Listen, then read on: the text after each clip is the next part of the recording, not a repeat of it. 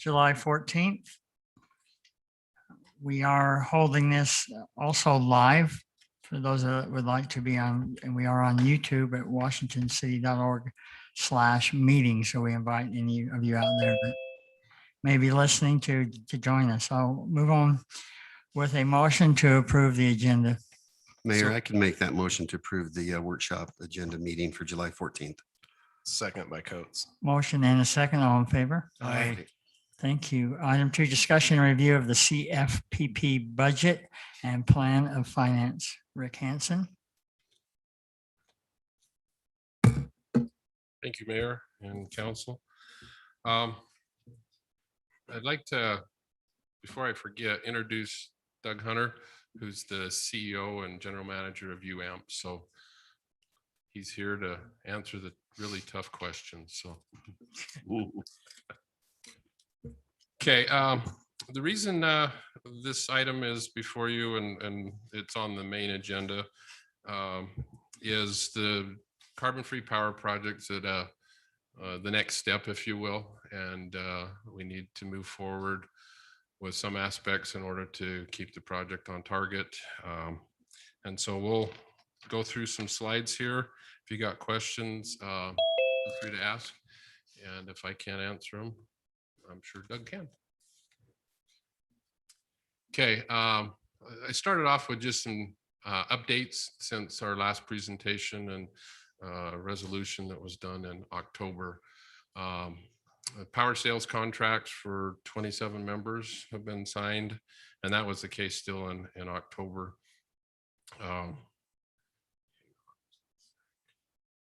The DOE multi-year cost share costing 25 cents or something, right? Has been signed, which provides just under $1.4 billion to the project, which represents is just under 25% of the project cost. So that's a significant change from October. And then the other two main agreements that have been signed is the development cost reimbursement agreement, which is between UAMPS and NuScale. That agreement primarily deals with the technology of the power modules, and is the agreement where the 100% reimbursement for this next phase of the project resides is in that agreement. And then the fourth agreement is the engineering, procurement, and construction and development agreement, which is between UAMPS and Fluor, who will be the contractor, constructor of the project. And that covers the balance of plant design, construction, and the cost estimates as we go forward.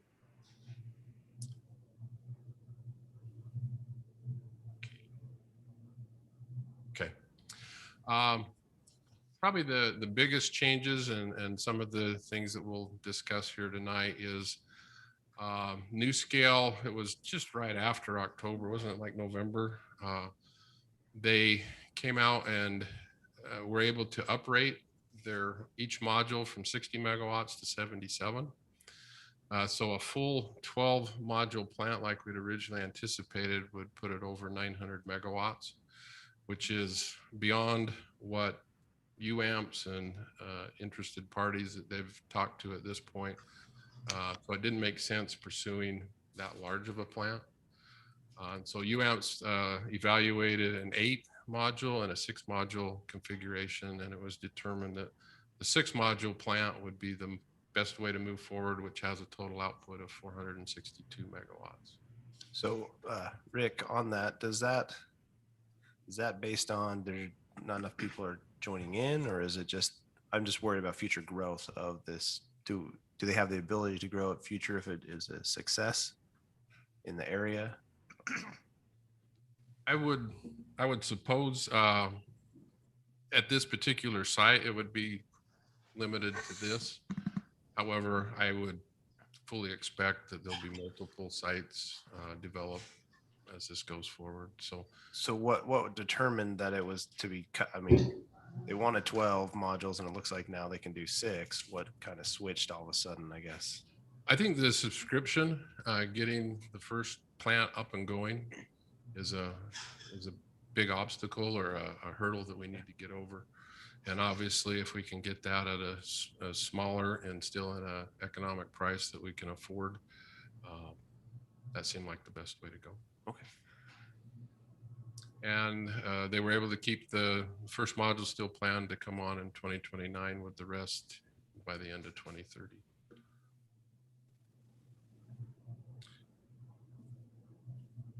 And as you can probably guess, not all costs scale exactly by the output. And so some things like the NRC COLA submittal, that review process, preparation of the COLA, doesn't proportionately change in cost with the planned output. And the net result of that is the current price target is $58 where the original was $55. So it did bump up a little bit. But it's still a very attractive resource, considering that it's a dispatchable 24/7 resource. Not all resources are the same, and it's very competitive. Other advanced reactors, green hydrogen storage, batteries, etc., that are out there on the horizon. So while we didn't want to see the increase there, it made sense in the overall scheme of things to be able to have the project come forward. Then the DCRA agreement, again, provides for the 100% reimbursement if the economic competitive test of $58 isn't met through this next phase, which goes to January of 2024 in the Class 2 project cost estimate. So just in a real quick summary here, the project kind of in a nutshell, the carbon-free project will use the small modular reactors based on NuScale technology. 6 77 megawatt reactors for a total of 462 megawatts that will be located on the Idaho National Lab near Idaho Falls. If you're familiar with that, they have reactors out there and have had for decades for the Navy and other outfits. Our current subscription is 15.4 megawatts. And you noticed we did send out an updated slide presentation and an updated resolution that working with UAMPS, we're able to come up with a mechanism or a way that we could bump our subscription up to 20 megawatts without really increasing our initial cost exposure at this time. Is there any time limit on that, Rick? I think the time limit's today, right? For the, We're to doing go to that the today. 20? To they go to 20 megawatts? Yeah, I mean, that's part of the resolution, and we'll talk a little bit about the mechanics just a little bit later on of how that works. Just to kind of give you a heads up, last Saturday of all days, which is an unusual day to set a peak load, the city set a new peak high of just under 52 megawatts, which is over a 13% increase over last year, which was a 13% increase over the year before. And I did an interesting calculation. I went back, and the 30-year average growth for the electric system is 8.5% from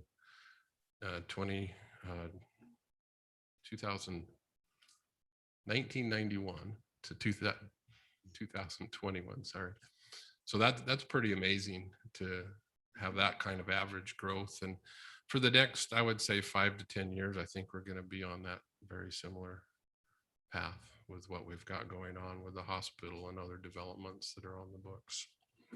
So that's one of the reasons that, Jeremy and I have talked, and I think it's wise and prudent to bump this up just a little bit.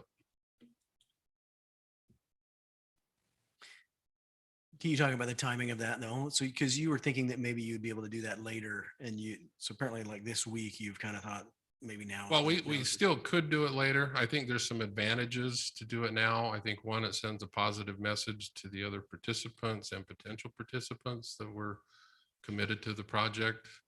It helps UAMPS in their negotiations know exactly how much they have to offer. And we'll talk about subscription here in a minute, and Doug can probably address that a little bit more as well. Again, UAMPS has done a great job to de-risk the project as much as possible. One of the biggest things is the Department of Energy funding that we talked about previously. Of the next phase, overall budget is estimated to be about $309 million.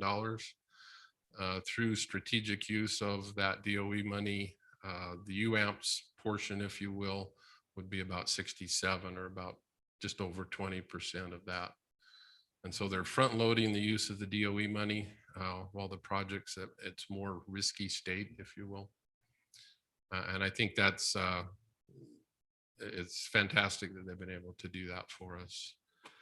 The DOE funds are subject to federal appropriations. However, through Obama, Trump, and Biden administration, there's been strong support for this technology, or else, you know, it wouldn't make it through the DOE. So through 3 administrations, we've still seen that strong support. So, but you need to be aware of that.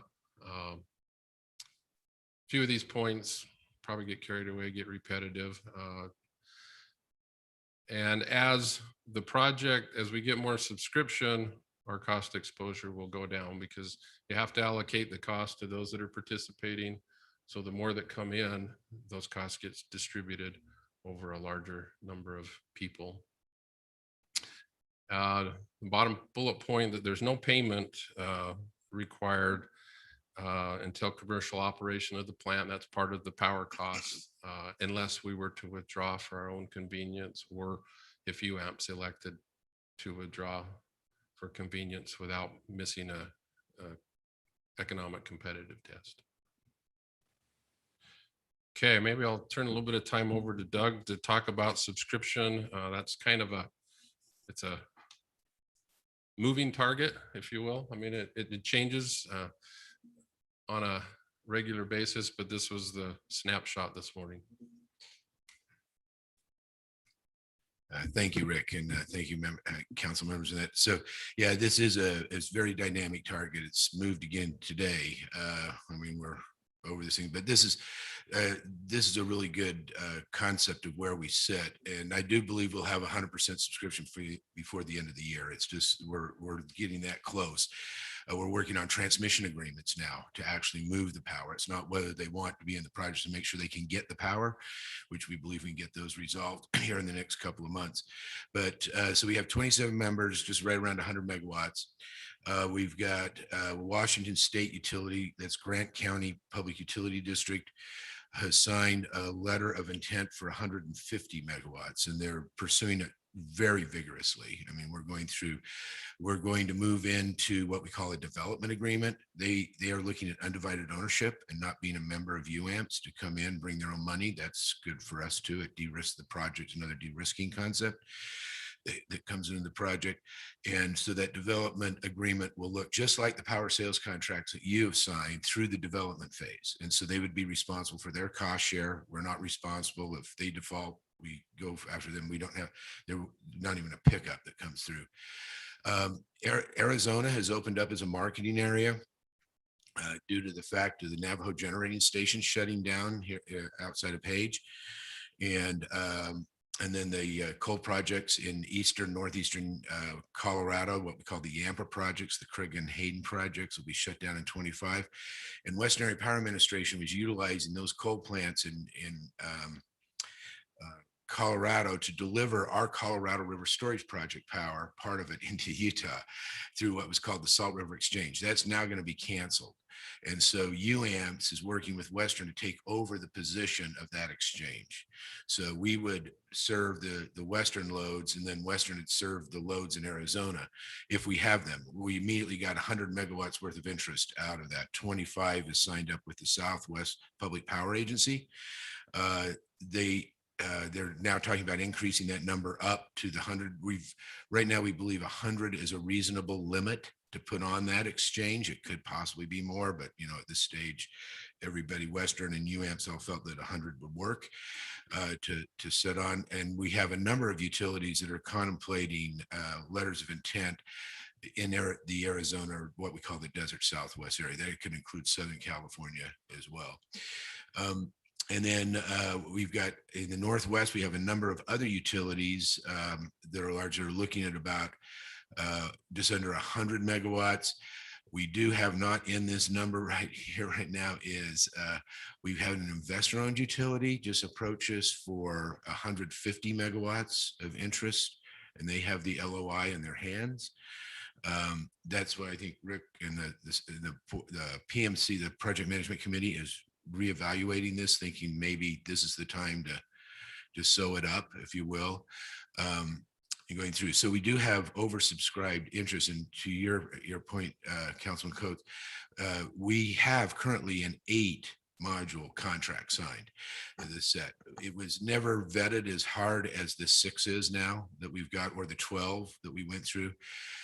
But I don't know if all of it's going to go.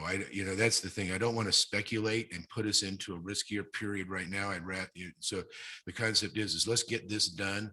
And as Rick said, we think that other deployments will come along very quickly. Well, and I appreciate that, because that was going to be my next question. Is you show 512 megawatt, but we're only building 4, and I'm like, well, we're already over, and we got people coming. So I was just, one of my concerns is if you can, I don't know how this stuff works as far as expansion and all that, if it's possible, or if you just got to build a whole new site.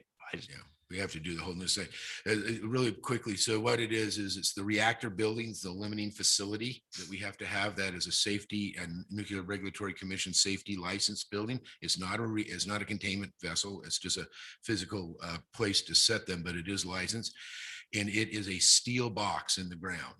So it's near impossible to expand it again down the road, if you will. It's going to be very finite in its level. The 462, we feel very confident, like I said, by the end of the year, we'll have all of that signed up and bring that in. And then there are a couple of other projects you've probably heard. UAMPS is not alone in this any longer. Pacific Corp has announced through what's called Neutrina, the Bill Gates the sodium-based reactor to be built in Wyoming. They're going to be the sole off-taker of that. They're not offering any to anybody else right now. We'll see how that goes. Will that be a sodium thorium reactor? Is that Yeah, it'll be a sodium uranium. They won't be yet in thorium. I don't think they're going to go that far. Now that might be the next licensing. Just so you're aware of that, since you seem knowledgeable enough, I'll just tell you the Nuclear Regulatory Commission has never licensed a non-light water reactor. So they really don't have the staff. They don't have the people. It's a big lift to get that done. I was just with them this morning on a call, and they're very concerned about the timing of getting their project online now because of that licensing delay that could go on there. The other one is a pebble bed reactor, gas cooled, that would be placed up at Pasco, Washington. These again are DOE grant monies that are going through. So we've got that's a 4-reactor thing. Again, it's never been licensed in the States. It's got a special fuel. It's a pellet. If you're familiar with that, it's like, maybe it's too trivial, but I like to call them it's like a gumball machine. You drop a big pellet, it's about the size of a tennis ball, and there's like 200,000 of these going through the reactor at a time. And then they just repeat them through until they deplete all the fuel in the concepts, and they're gas cooled with hydrogen. And so it's, it's just a different technology and never been licensed, but it's good to know that other people now are branching, seeing this as a common thing. This technology is licensed. The Nuclear Regulatory Commission has licensed the design here. What we're going to do is go through another concept. So anyway, that's, I just want to point that out. And if it turned, we still, like I said, we have not canceled our 8-module contract. NuScale is fully aware of that. I mean, I haven't spent a lot of time beating on it, if you will, to get it in the form that the 6 is right now. I doubt we'll be able to get to 12. I really do. Even at this, that's still way too much capacity. But if it looked like we were going to fill up, above this, we're aware that we may come back to the group and talk about the 8, if I've got the bird in the hand, if you will, if I could use that phrase. So Doug, so in a general simple sense, then each time one of these entities comes on board, as Rick stated earlier, that's a help to all of us, right? Oh, Because yeah. the larger the group, Yep. the better off we are. Yep. It's interesting that Beaver City rejoined the project. That's kind of a good sign too, right? I mean, Oh, they're, yeah. they're kind of seeing it as well. And it sounds like a lot of others are starting to realize that this is probably a very, But we're Good way not to go. obligating this amount of megawatts, are we, to them? No, That's just their interest is, hey, we want about this much. they have Oh. to sign another agreement that the project management committee has to approve. But ultimately, the people who were on board first, right, get Yep. what they need. So Yep. I would say it's a pecking order. I don't know if It that's is. a better word. I don't know if there's a list of who's first on the list. And Well, you guys, the participants, yeah, the power sales contract people signed have right to all the remaining part of the project before anybody else. We have not committed to anybody else. so that's been one of my concerns is that and Rick's addressed it in the past, is that hey, all these people are jumping ship or coming on, and I'm like, hey, we've been here since the beginning, and we should have priority, I guess is what You I should do. say. And we also have you in a category called first movers discount, which is associated with the production tax credits, the advanced nuclear production tax credits. Right now, we're calculating that about $4.70 a megawatt hour. That would be a reduction to you. So yeah, the first movers are getting a couple of things. You've got total control of the project and you're going to get the first movers discount, where these others will not be getting first movers discount. And So they're do aware of entities that. in Utah with UAMPS have priority in that pecking order, or is it out of state, or you just want to fill this? It's just those that sign power sales contracts to the state or definitive agreements. That's the pecking order. So they're number one, they're primary in place. They own and control 100% of the project. And to have other people come in, they have to agree. And Rick's on the PMC, so you guys have a vote to bring that in. And then so if Grant signs the development agreement, they're going to be with us. They're not getting a first movers discount, but they will now have priority with us in their 150 megawatts before others can sign on, and so on and so forth until we come up to full subscription, if that answers the question. Doug, could I ask you just a general question? I mentioned this to Rick earlier, but so the 55 versus the 58. So the 58 is because 55 was based on dollars back a few years ago when, things got rolling, and now we're in 2020 dollars. So it's going to be another 7 or 8 years before something's actually online. Do we see that changing, continuing to increase a bit? No, we don't. That is totally fixed. And that's a really good point. What part of the de-risking in this development cost reimbursement agreement is that we have taken, so if interest rates go up, it pushes on the 58. If we fail, we get our money back. We don't have to move it up. There's nothing that's going to move. The only thing that can move that 58 up is if UAMPS requests a change order in the contract. And so we have been very diligent. We've hired a project director, very experienced gentleman who's just put on the AP1000s in China and the UEA, South Korean reactors in the Gulf. And he's been working up in Canada on theirs. And so he's really active in the thing. And he's come in and we've got now a full scope. That's one of the things. We actually increased the cost of the project because of his setting to look at that and got it inside the change. It wasn't a big change. That was about, I want to say $60 million. I know that sounds like it wasn't a huge, it doesn't move the dial much. And then the other thing is because of inflationary push right now on materials and equipment, we put in basically another contingency of another 50 million is inside this same number right now, just to compensate. We don't anticipate that will be there then, but who knows? So if anything goes up, it pushes on that 58. We don't have to do it. If the DOE, if we don't get appropriations from Congress, it pushes on the 58. The reimbursement amount goes up. We've really put that's what's taken the time here. We've been very, forceful, maybe is, I don't want to be overly straight up, but we really had to de-risk this project down so we didn't have a scenario like you just said, Councilman Bundy. We can't take that unknown risk. So we've basically bottled everything up into these packages. And so if we do something, obviously, but I doubt we've got, right now, we're not anticipating any changes. That's why we're right now in the process of going wet to dry is the thing. We want to get that in there now, get those costs. the capital costs go up a little bit. And just so you understand, so right now, when we run this levelized cost of energy model, right now, today, in $2020, with dry cooling, not wet cooling for the steam cycle, we're coming in at about $56.40 a megawatt hour. So we're not much over the 55, but you'd see we'd be over the 50. And that's really due to the fact that the capital costs, as Rick said, they don't scale directly. So we reduced cost by 20%, but we lost megawatt hour output by 25%. That's the biggest ratio change right there. It's just that, push that up. So the 58 is comfortable. We've got headroom under that.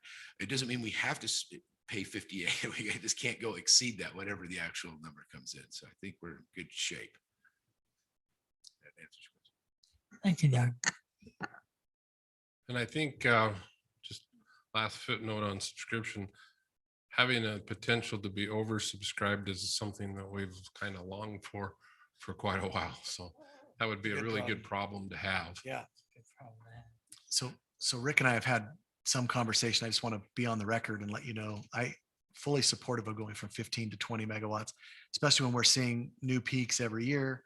We've got the hospital we know is coming on, the commercial growth. We're going to see electric vehicle charging that's increasing. So I think it makes sense for us to get where we want to be, which is 20 megawatts, and let the rest of the subscriptions settle around us.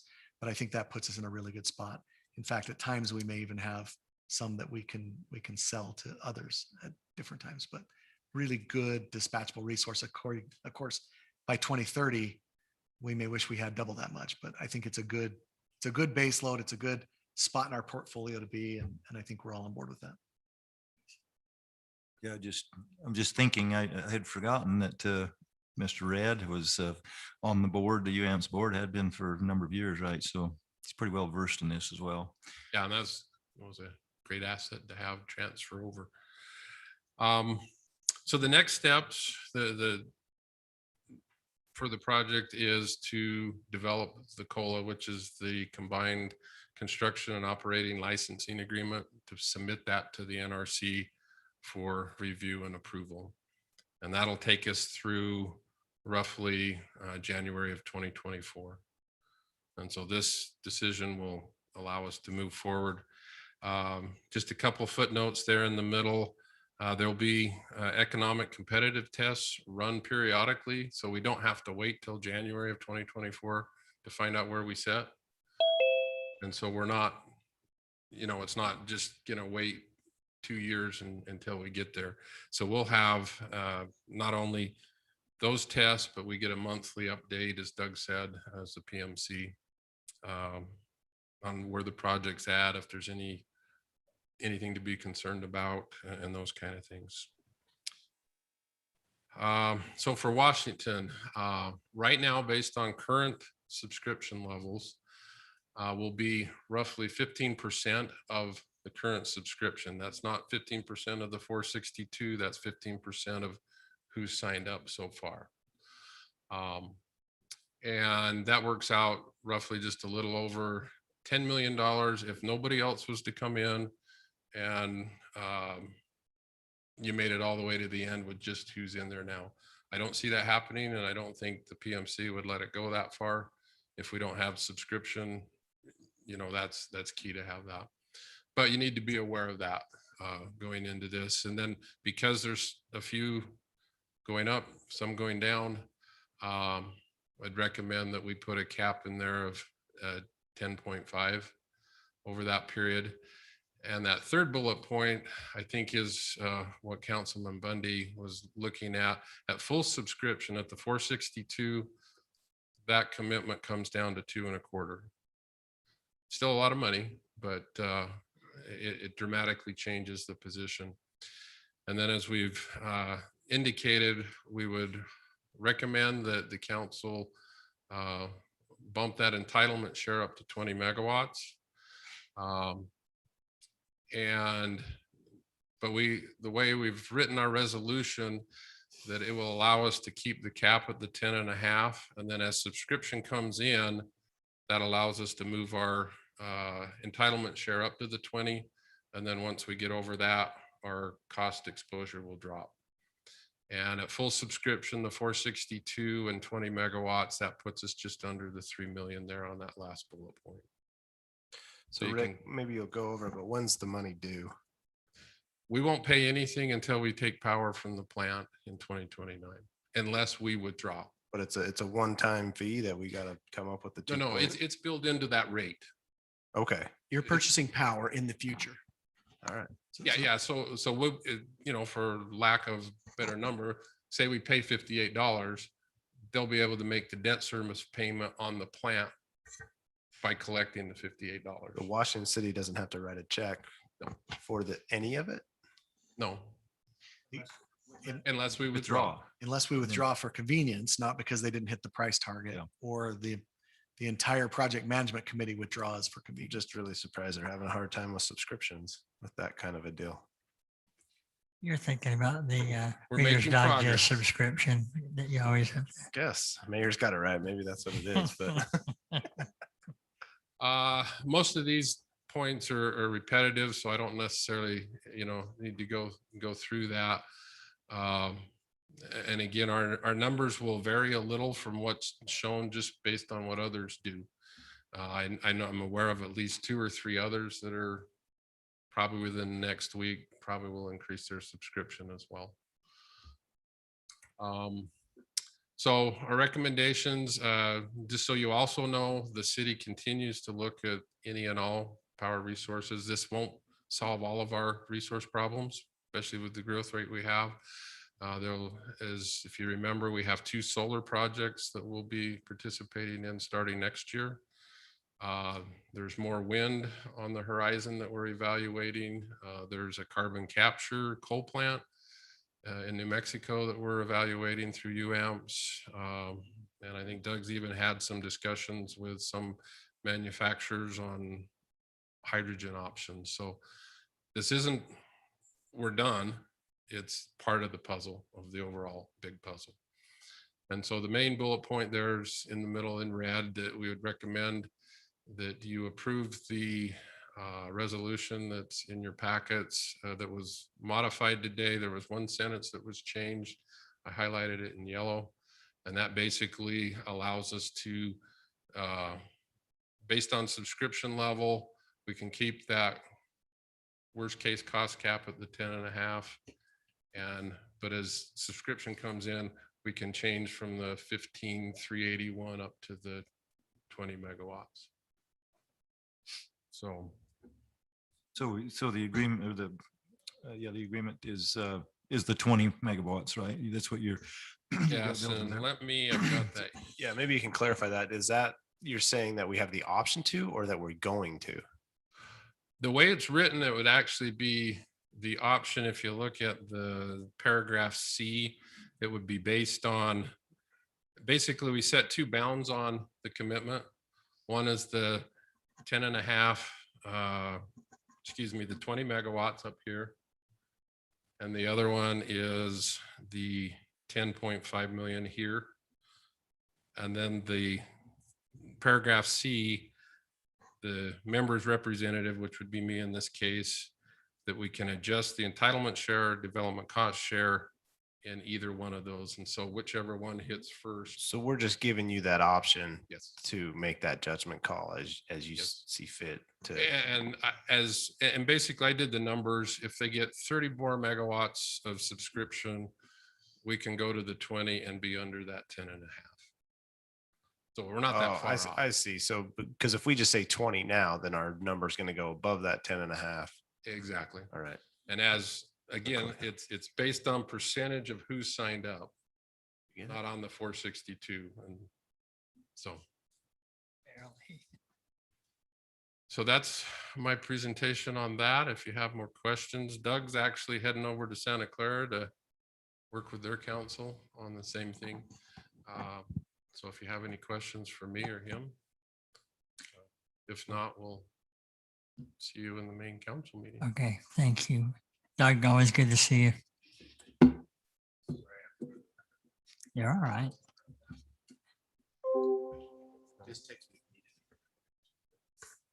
Okay, move on to item 3, discussion and review of SUU Head Start Program lease agreement. Ben Ray. Evening, gentlemen. You've got the information I submitted in the packet there. Essentially, what we're seeking to do is make a lease agreement with SUU Head Start to use the old gymnasium through this academic year while their current facility is being finished in the Cottontown Village area. So we've got Tom here. He's the executive director of SUU Head Start. If you had any questions specific to that, but really wanted to just hear from the council if you had any direction you'd like to give to staff with regards to this.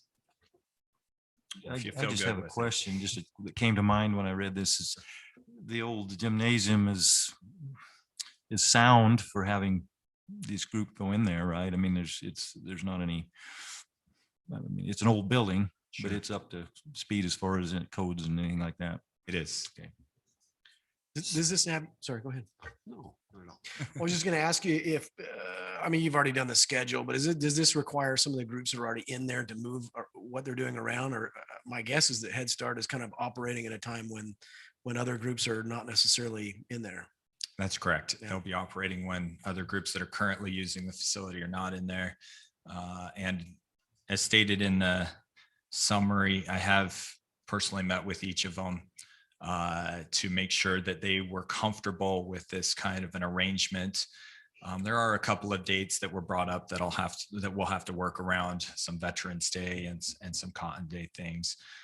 But other than that, all the groups felt like it would be a very workable situation. In fact, we're more than happy to accommodate. You know, Ben, I graduated from SUU years ago when it was SUSC. I was familiar with Head Start then, and I'm familiar with it now. And for those of you that know about it, know what a great service they provide to our lower income families in their pre-kindergarten programs. And as a former educator, I can tell you that that little Head Start is a great way to start their formal schooling years. And I was very happy to see that they had reached out to our city, and I would really like to lend my support going forward in any way that we can to help that program, because it's really an investment for all of us for our future. All right, thank you. Thank you. Any additional questions for Ben? Okay. Thank you. Thanks. We'll move on to item 4, review of planning commission applications. Excuse me. For you that are here for that, we appreciate you applying. We thank you for that. We had 4 applications. We had one that reapplied, Jason Hanson. It's been the mayor's philosophy to allow a planning commission member to serve 2 terms, and this would be Jason's 2nd term. And so we're grateful for that. But we have one of our planning commission members needed to leave a little early. So that causes and creates a need to open another position. So we have 4 total applicants and a brother, I guess I can say brother, sorry, Herbert Marin, Jackie Corella, Jason Hanson, and Latai. Did I say that right? Yes.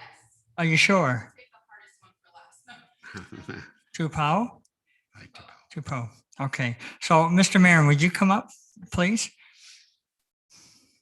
And just introduce yourself. And we've hopefully I've read your letter and application and interest. And so what we would like to do is hear from all of you.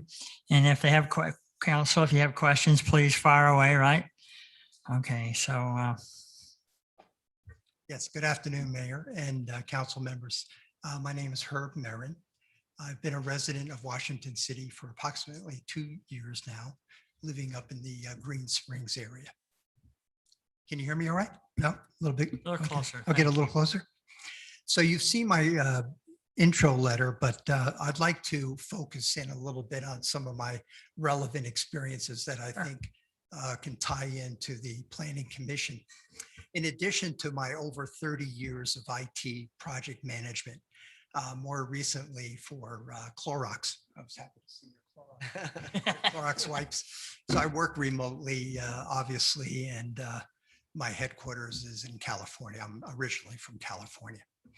But in addition to IT project management, which obviously involves a lot of planning and a lot of methodologies, because you're working with millions of dollars of budgets, large staffs, and of course, meeting deadlines, with IT.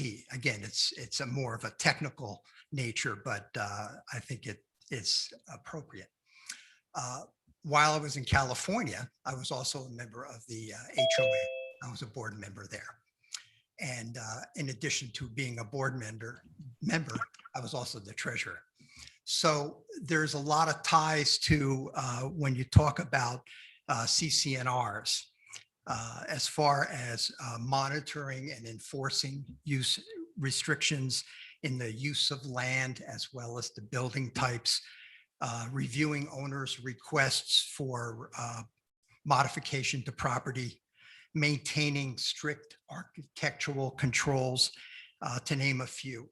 In addition, and as importantly, there are requirements for budgetary and fiduciary responsibilities to that position to the homeowners of that HOA.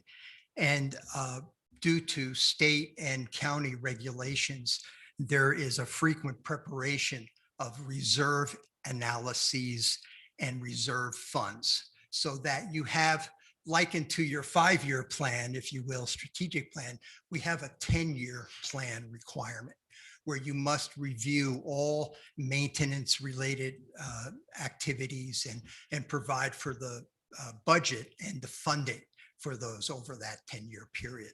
So I believe that is very relevant to my background. One additional interesting nuance was where our community had a city stream actually flowing through our community. So in addition to the normal, if you will, HOA activities, we had to work very closely with the city due to environmental regulations of that stream. And we had to provide funding for maintenance of that stream. So there were regular payments that we actually had to make to the city due to these environmental issues, whether it was, a flood caused some erosion or there was some upkeep. So it was very interesting. And I again see some relevance, to the opportunity here as a planning commission. What I'd like to do is close, and I've had an opportunity to look at your 5-year plan.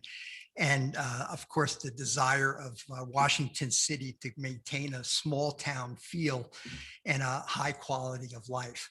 Those are very challenging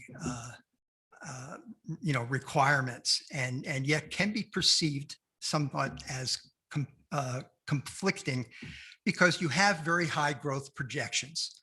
And with the power presentation that was just made, obviously you're making amends for that as you grow.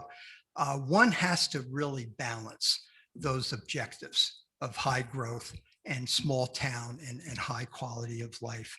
I believe as a planning commission member, I would be very mindful of those activities, set clear methodologies for planning, as I have in my 30 plus years of project management. And you also have to look at the main objectives of the constituents and get that feedback. I read many of your bios, and you're all very attuned to getting feedback from the community. And I as well feel that is a very important step. So in closing, I feel those are really good traits and experiences for the position of Planning Commission member. And I close with that. And thank you for the opportunity. Do you have any questions for me? Sure. Thank you, Mr. Mayor. Anybody? If I could, you're in the Green Springs area. I am. Northbridge, which subdivision are you in up that way? It's a recently built Sullivan. It's the Green Springs Villas. The villas Okay. up at the very, Yep, very I'm familiar. north. Borders Yep, up to the very north. BLM Yep. land. Very familiar with it. Okay, very good. Mhm. And you've had 30 years experience basically in kind of IT In expertise IT there, right? project management. Yeah, Okay, very good. originally actually from New Jersey, from the East Coast, 15 years in the Bay Area, and Okay. moved here for a better life and a lower cost of living. Well, we hope you like it here. It's a great Thank you place very to be. much. Thank you, everyone. Thank you, Mr. Marin. I actually have one question for you, sir. Here, Hi. thank you. Sorry about that. No, Tried to wait for a break in the conversation. Mr. Marin, right? Yes. Can you give me or tell me what you understand as general plan for the city of Washington is and what it's supposed to do? the general plan as far as an association with the strategic plan? When you No, speak just to just that? the general plan, how that would relate in your duties as a planning commissioner. Well, the general plan is basically the workbook that you're working with as the planning commission member. And in terms of what is within that plan, it's the zoning, it's the requirements for whether it's sewer, water, power. And it's basically making sure you have the right mix in conjunction with following the objectives of that general plan. That's my understanding. Thank you. Okay, thank you. Thank you, Mr. Marin. Jackie Corella. Is it Corella? Did I say that right? Okay.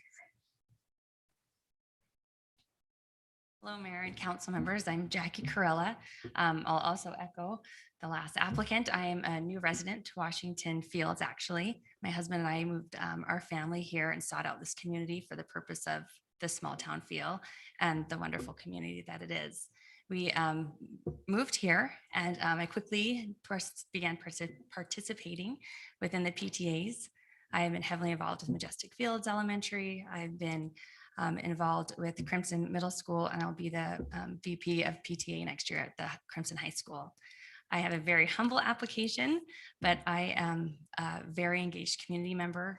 I have lived in very many areas throughout North America, and I've seen kind of pros and cons to many things, and I would love to be involved in helping plan out this city, helping with infrastructure advice and just my experience and knowledge of life, I guess. I would love to help with advice and implementation of commercial development, of industrial development. I would love to see growth happen. There's so much growth with families coming here.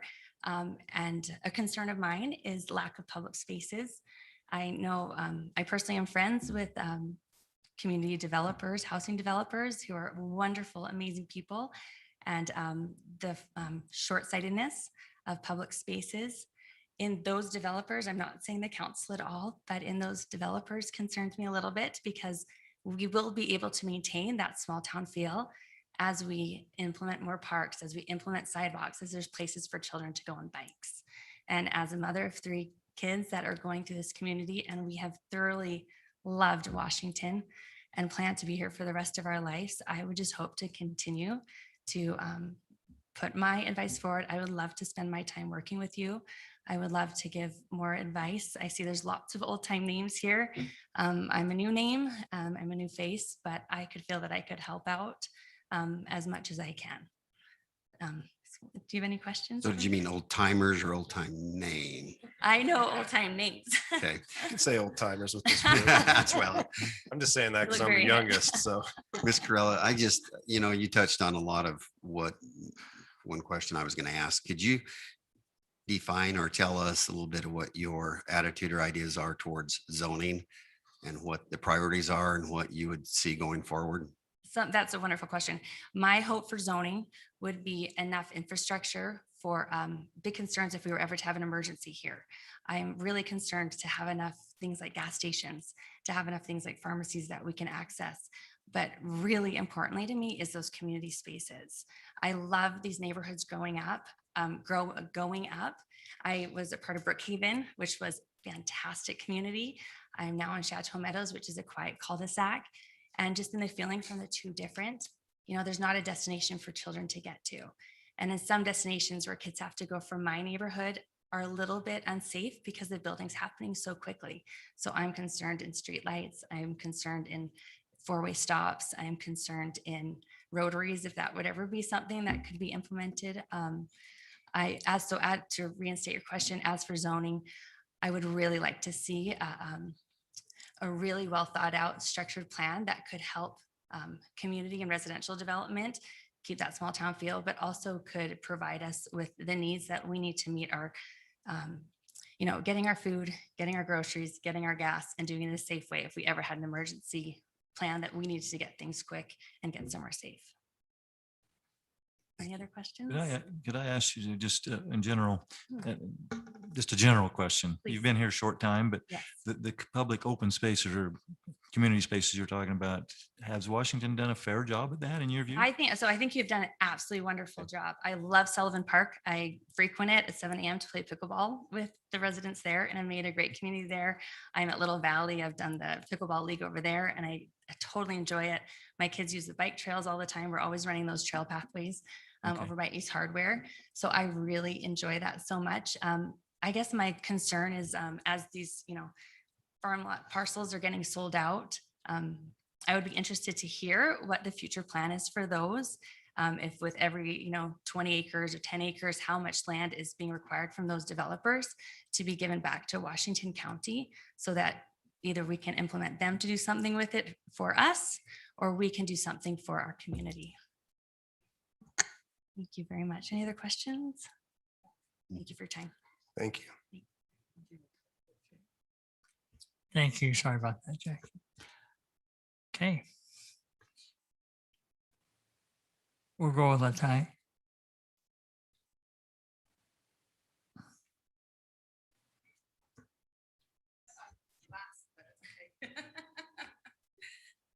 Thank you. I'm Latai Tupo, and thank you for having me today. I actually got lost coming here. I had the address for this place, and it routed me to Laverkin. And so I drove all the way back. Luckily, I got a hold of Leslie, and I did the. So do you live in Laverican or I Washington? live in Washington. Okay. So we moved out here. We moved out here December of 2016, mainly because I accepted a job in Las Vegas, but I didn't want to put my kids in the Las Vegas education system. So I have family who live out here, and we moved to Washington. My husband was able to relocate his job. He just transferred with his company out here, and everything just fell in place. And actually, when we moved here, I checked to see if there was an open seat with the Planning Commission, because I did serve on the West Valley City Planning Commission for almost 4 years and loved it. We did a lot in the city, and one of the things that I see in the city, and yeah, it's a small town. I don't know how long we can actually maintain Washington as a small city. There's so many people moving here, and I think we just need to provide infrastructure to build our economy and support all of the people that are moving here. It's a wonderful problem to have, but I remember when I served with the West Valley Planning Commission, we had very limited land to develop. And so we actually changed the general plan to change some of the zoning to bring in more commercial property to support the residents. Also, we wanted, if you're familiar with the West Valley City area, it has a lot of low income neighborhoods. And we wanted to bring up the image of West Valley City. And what we did was we increased the minimum lot size in order to build. And so we increased it to a half. And we actually put some more restrictions on high density building developments. So I'm just looking for a opportunity to serve my community. I love it here. I've been here for almost 4 years now. I love the open space, all the trails. That's not something that you can get anywhere else. I mean, there's a lot of parks in Salt Lake County, but you don't have a trail that's dedicated to just you walking or biking that will take you from one end to the next city. So I love that. It would be great to maintain that. I don't know how long we'll be able to do that. And yeah, I'm just really happy to be here. I have over 25 years experience in the banking industry. And so during those 25 years, I've financed businesses across the board, anywhere from manufacturing to office buildings, to gas stations, hotels, you name it, I've financed them all across the US. So I'm a national lender. I do SBA lending. And so because of that experience, I know a little bit about everything because I have to learn all of those industries in order to finance them. And so what I bring to this seat is a finance background and a banking industry background, and I have planning commission background. So hopefully you choose me. But do you have any questions for me? I mean, very strong candidates. I don't know what you're looking for. I know what I bring to the table. I am a very active and contributing member of whatever I'm serving on. So, Well, I don't want to make you feel bad, so I have a question for you. okay. Tell us about attainable housing, Attainable housing. I don't know anything about attainable. affordable housing. Affordable housing. So as far all I know about the affordable housing that it was mostly low income, Mhm. and people would have to come in and apply. But I know that it's all about taxes. When I was serving on the planning commission, it was really all about taxes, and we needed to raise more tax revenue to support the community. And so that was what was behind increasing the minimum lot size to build, and also changing the zoning to bring in more businesses to support the community. So there were so many areas of low income neighborhoods that we had to balance it by trying to bring in higher income housing. And it did work. So, Thank you. What would you hope to accomplish on the planning commission? I don't have my own personal agenda. The only agenda that I would be focused on as a member of the planning commission is to uphold the general plan, put in what I know, and advise the city council, and be an active member of the planning commission in that way. I do talk to a lot of my neighbors, and I might have some input that way, but everyone has an opinion on everything that comes across the planning commission desk. And so I just want to contribute. Remind me, I don't know if you mentioned generally what part of the city do you live in? Or I live in Washington Fields. Fields. Okay. Yeah. All right, thank you. So you're aware of the time commitment required on the planning commission? Yes, so I currently run 2 remote teams for the bank that I work for now. And my bank is very supportive of serving my community. Okay. So, Thank you. Any other questions? Thank you so much. Thank you. So you've given us 3 wonderful choices. We appreciate that very much. What I'd like to do now, if with the council, is adjourn. And can I do this, Council Segmiller? Can we adjourn into the council room and discuss, and then we'd announce in the regular meeting? Yeah. Okay. So I'll entertain a motion to adjourn, and we can go into the council You're chamber. gonna hear from our current council or our commission chairman? I You mean, know him. I just want to put him on the spot a little bit, He wouldn't sit up here with us, so let's give him at least a minute. If I could, well, he's coming up. I listened to the planning commission fairly regularly. And I appreciate the job that you do. And I hope that you would express that to other planning commission members that you know, that you work with, that a lot of time devoted. And personally, I appreciate that.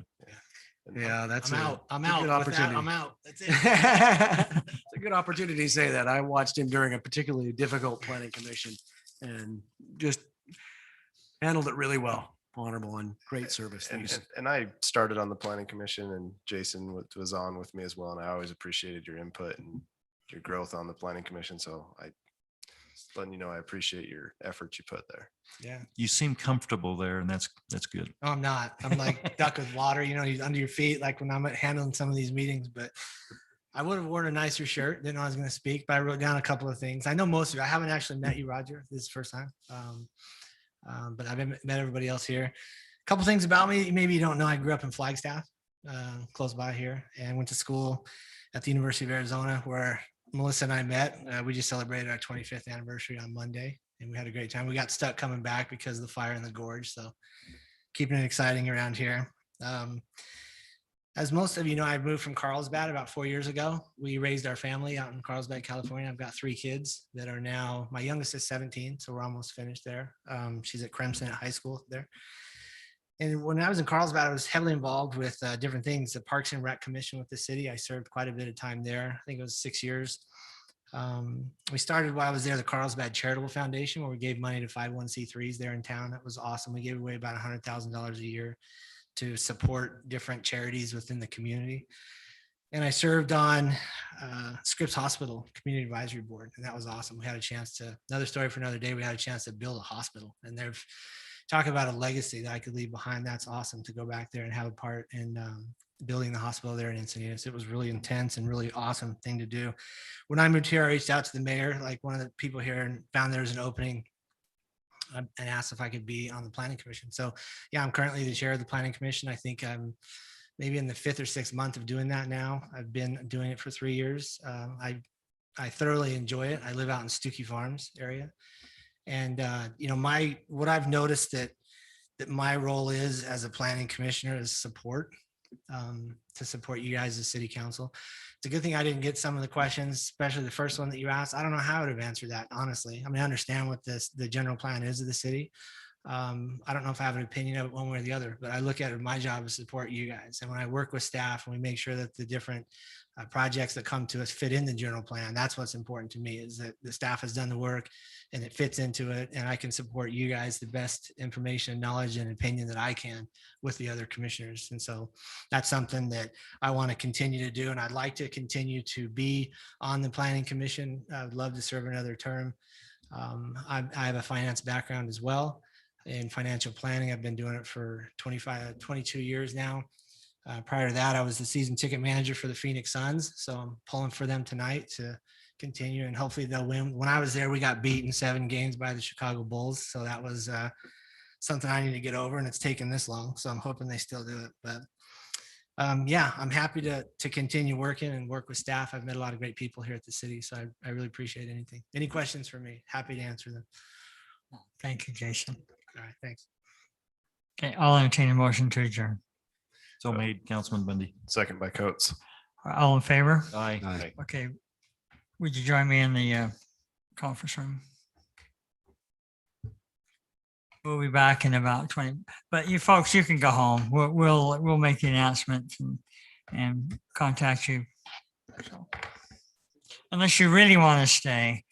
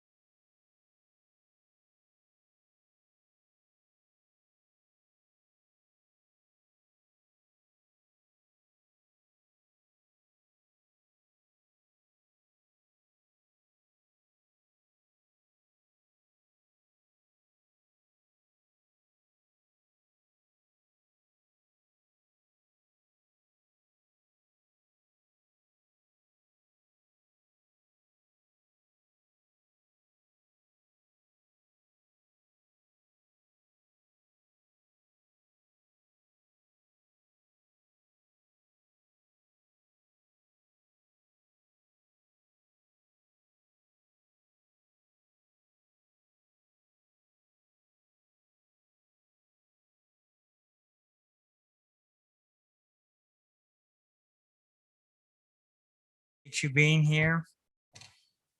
July 14th, 2021. We are broadcast via YouTube Live, and those that may want to join us there, washingtoncity.org/meetings. I've asked Councilman Ivy if he will offer our invocation and Councilman Coates if he will lead us in the Pledge of Allegiance.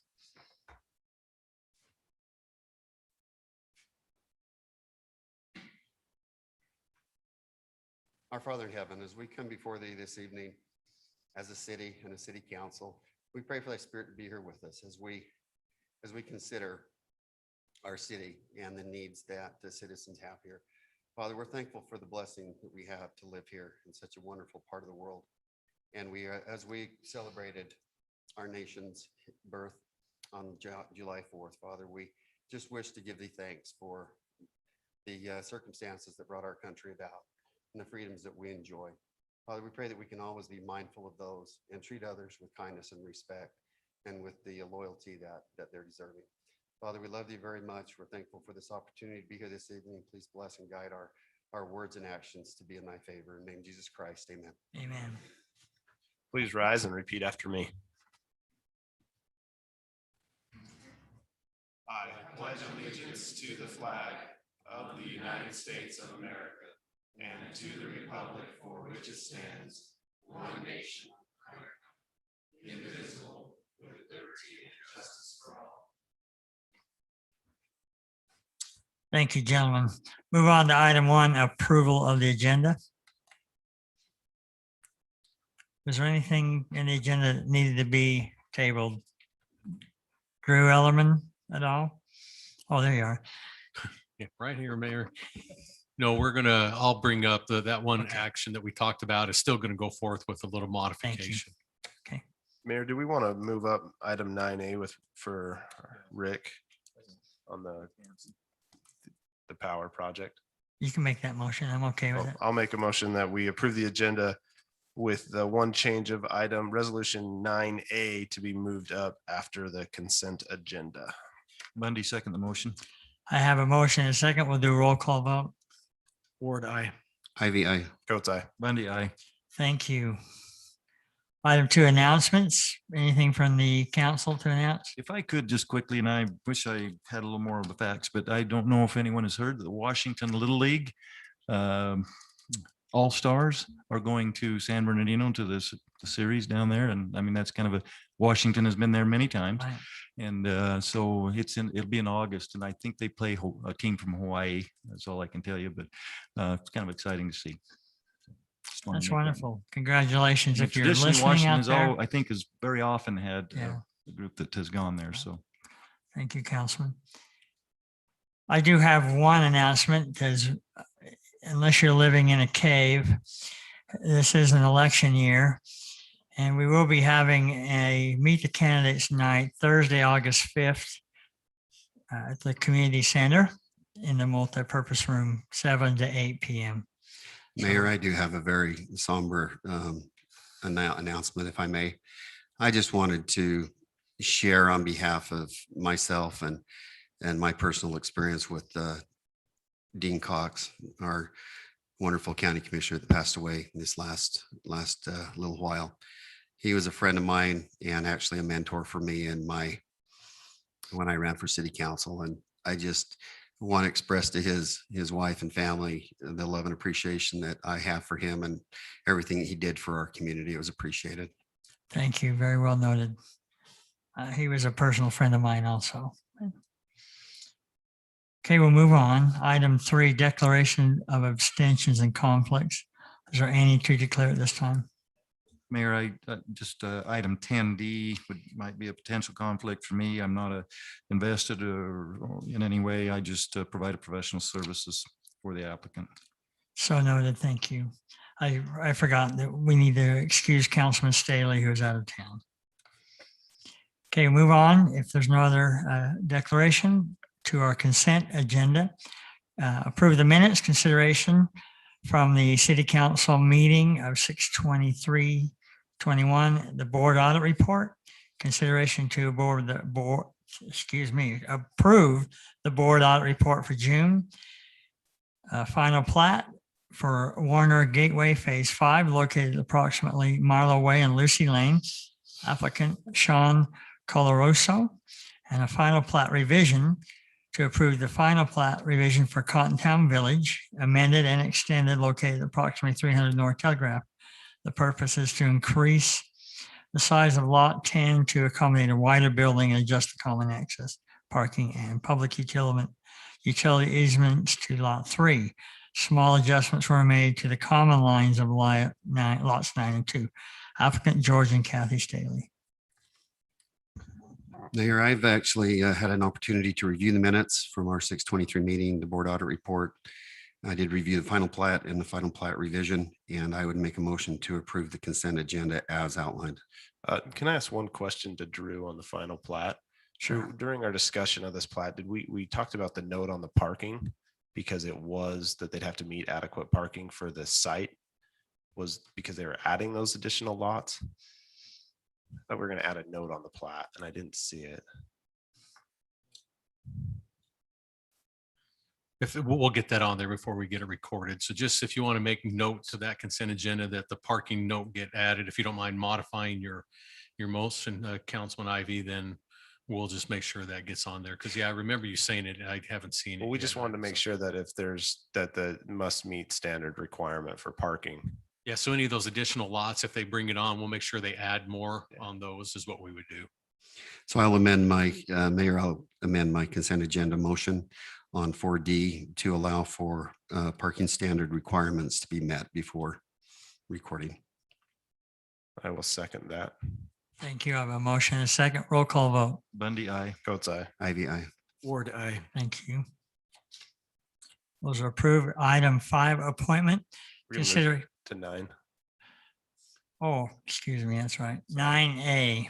We can do it after the appointment if you want, Mayor. No, we'll move on. Consideration to approve a resolution R2 2021-17, a resolution authorizing and approving the participants' development cost share under the carbon-free power project power sales contract through Class 2 estimate and the COLA submission for the remaining first phase of the licensing period for the carbon-free power project and related matters. Power Director Rick Hansen.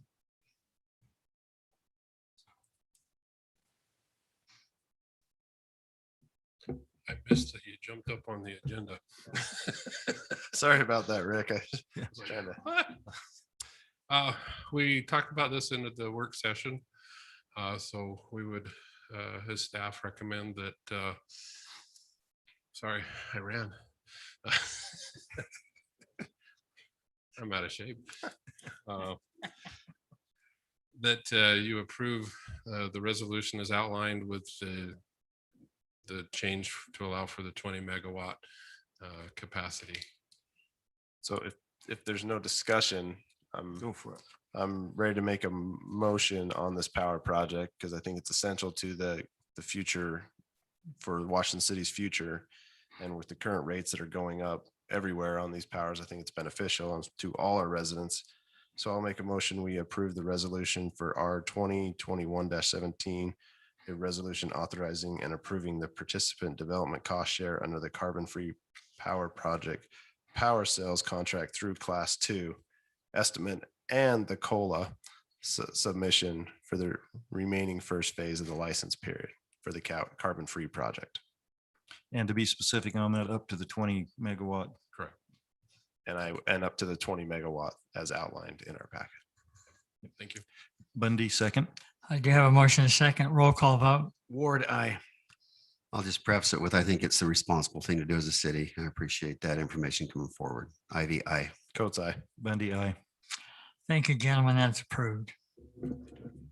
Move on back to item 5, appointment. Consideration to appoint Washington City Planning Commission members.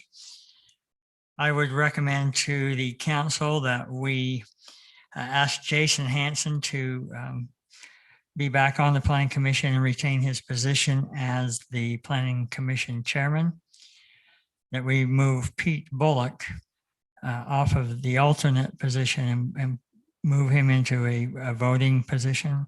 And that we ask Latalia Tuopu to serve on the Tupou, excuse me, to serve on our planning commission as the alternate.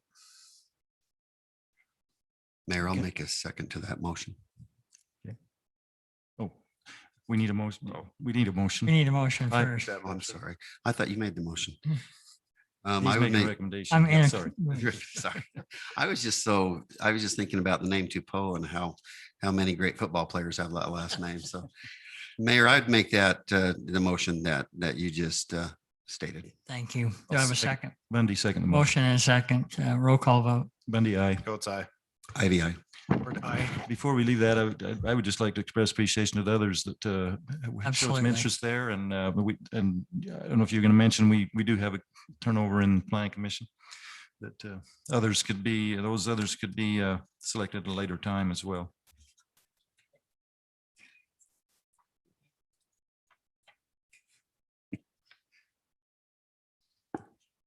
Thank you. Consideration, item B, consideration to appoint election workers for the Washington City primary election. Tara, are you on? I am. Good evening, Mayor and Council. I'll just give a brief background. Washington City is a participant in an interlocal agreement for our election services with Washington County. The county adopted a vote by mail system for elections beginning in 2018, and Washington City continued that vote by mail system. And our first complete vote by mail was in 2019 municipal election. Because our county is entirely vote by mail, the cities and towns within the county have collectively chosen to use a singular polling location, which will be the Dixie Center on election day. As per Utah code, each municipality is required to bring forward the names of the chosen poll workers to then be officially appointed by our council.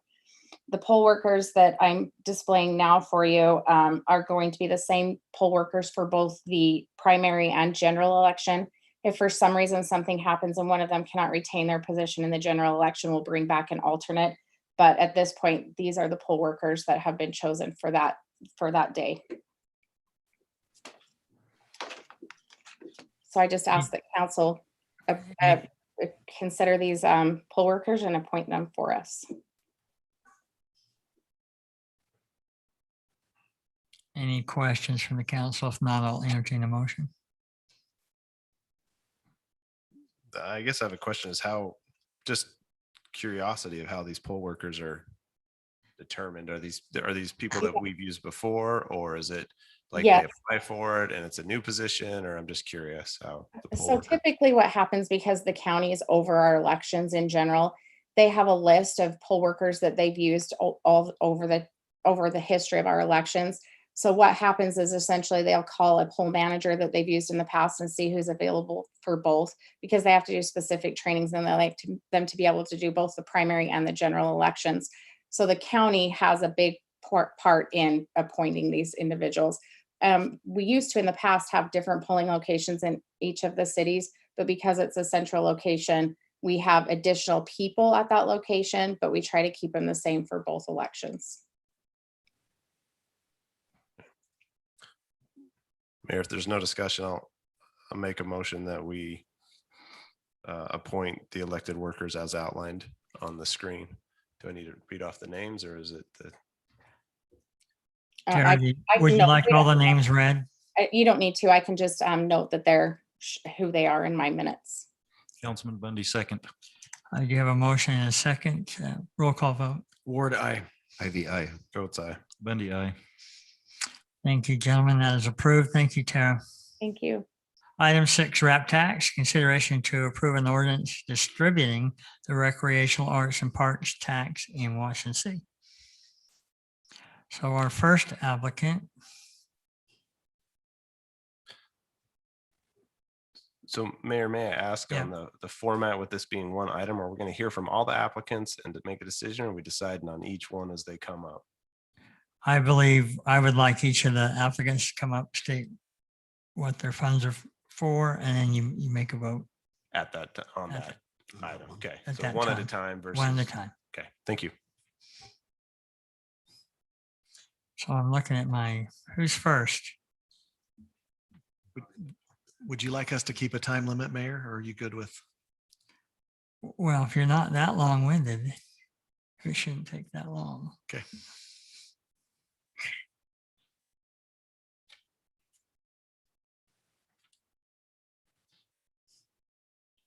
So let's go with, what's that? Broadway Bound is listed. Broadway Bound, Washington City.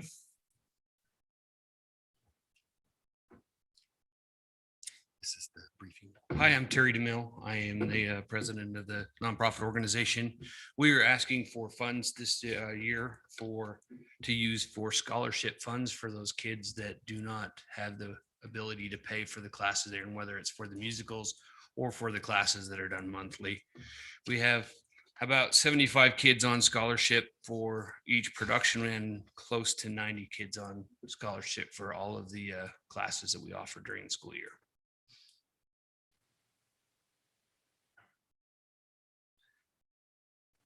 So tell us about some of your success this last year. What have you felt good about? I have a couple of kids that are on scholarship, and they started out very shy and scared. As they have progressed through the year, the first half of the year, they just did a few classes. The second half of the year, they were in what we call CMT teams.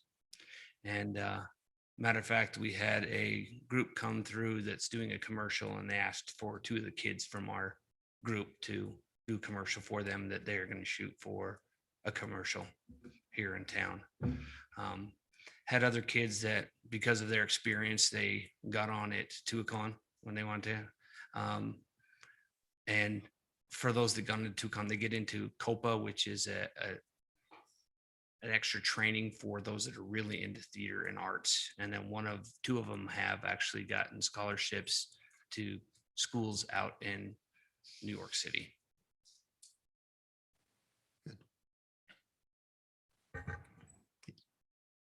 So I have a question, and it kind of stems from the past application. You know, I mean, Washington City gave in my opinion, a large donation last Yes, I time. remember. It was $102,000 to the group. And one of the things that came up last time was that this is a one-time fund. Well, that was to get us going. This is for the scholarship, so it's a separate request, not in regards to getting the building going and to starting the business and having it set into place. So my question is this a fund you're going to be looking to come in every year on this, or is it just a one-time fund as well? The plan is to never have to come in and ask for funds. However, when the funds are available and the need is there, and with a COVID year when we didn't even get to start on time, I figure the kids warrant the ask.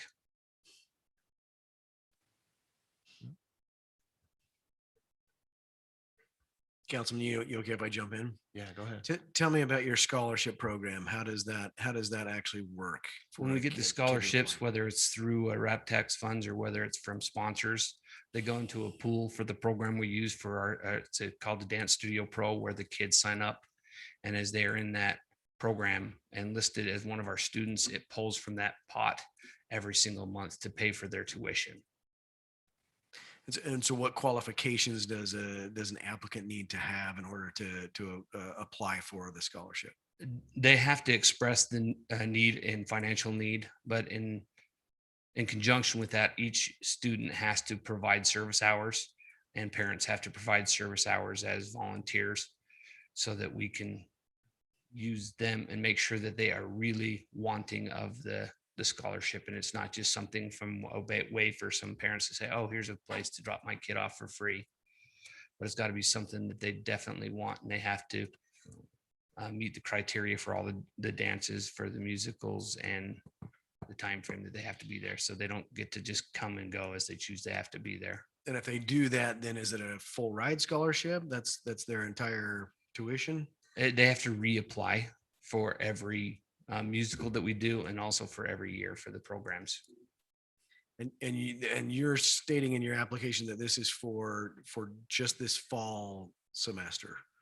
Fall, and most like that's what the number we put in there was what we used for just for September, or for the spring semester.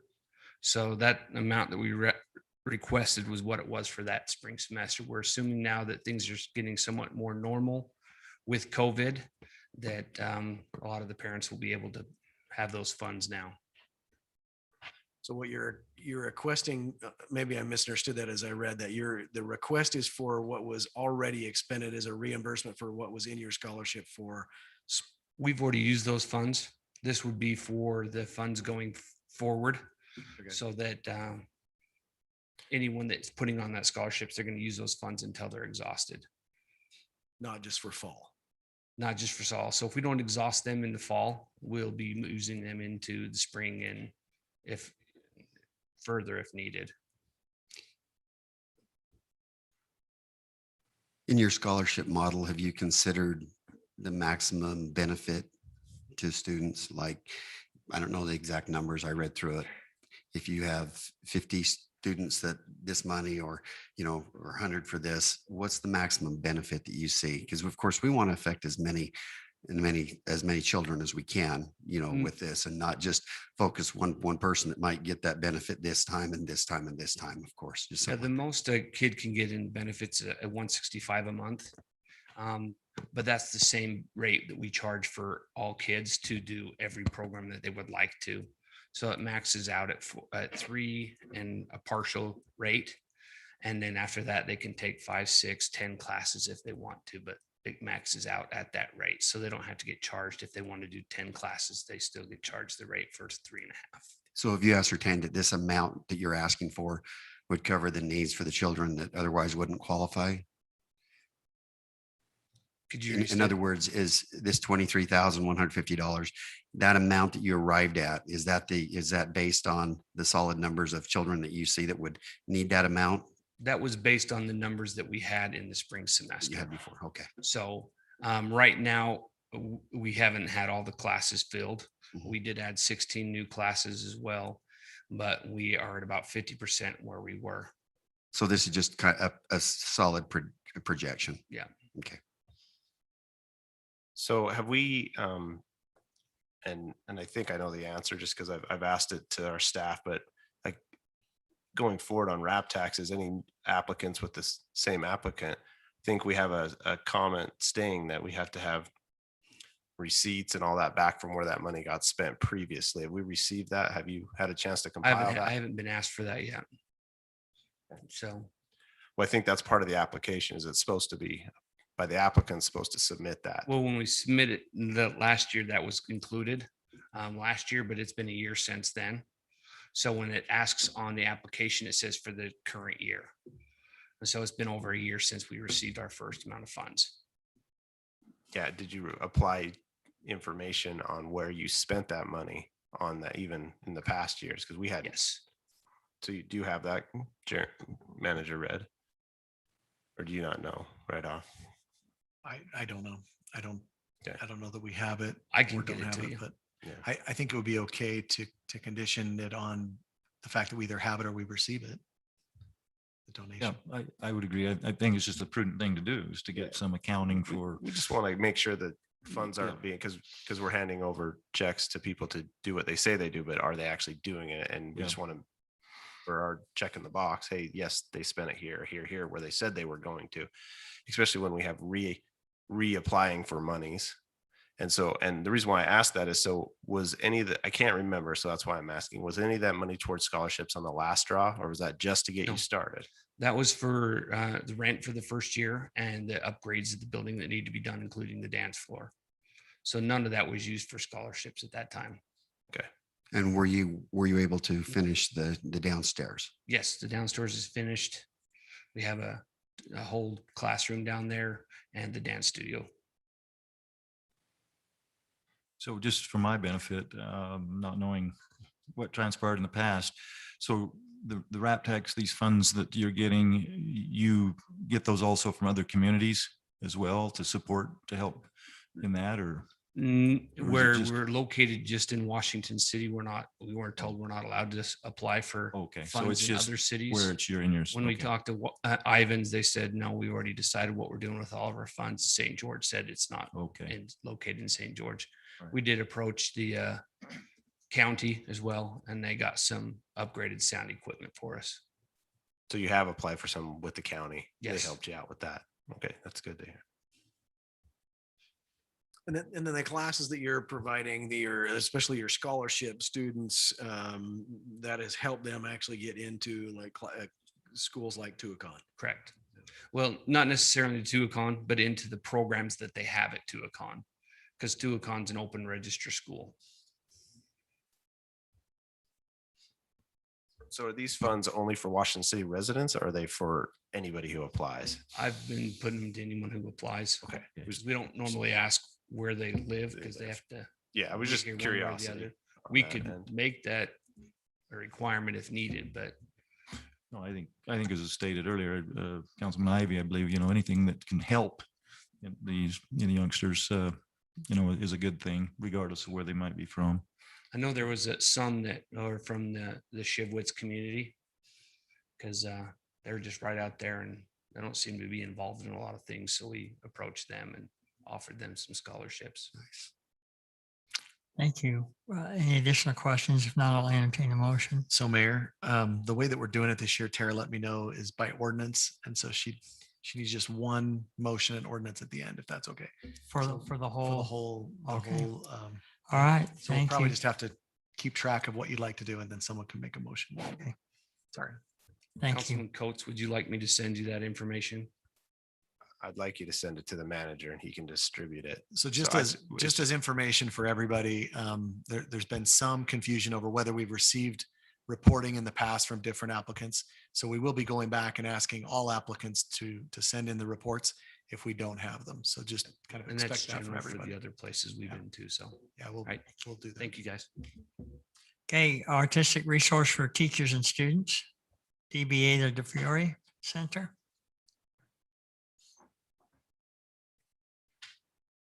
Good evening. I'm representing Arts Incorporated. Both Cindy and Ernie are recently recovering from heart surgery. So both of them. So I'm here just to answer any questions. The DeFiore Center, which was in existence in St. George since about 2011, is a DBA under Arts Incorporated, which has been in existence for 62 years. It's a hub of all sorts of activity, one-man plays, musical evenings, art gallery, classes for youth and adults. And they have decided to move it here. It'll be in the Cottontown Plaza. They're currently working out of one of the buildings at Cottontown Plaza while they're waiting for Robbie Staley to finish their building. So. Ed, is this DeFiore Center, are they DeFiore. affiliated with Dixie State or the school district or any of those type funds? So they work with all of the school districts.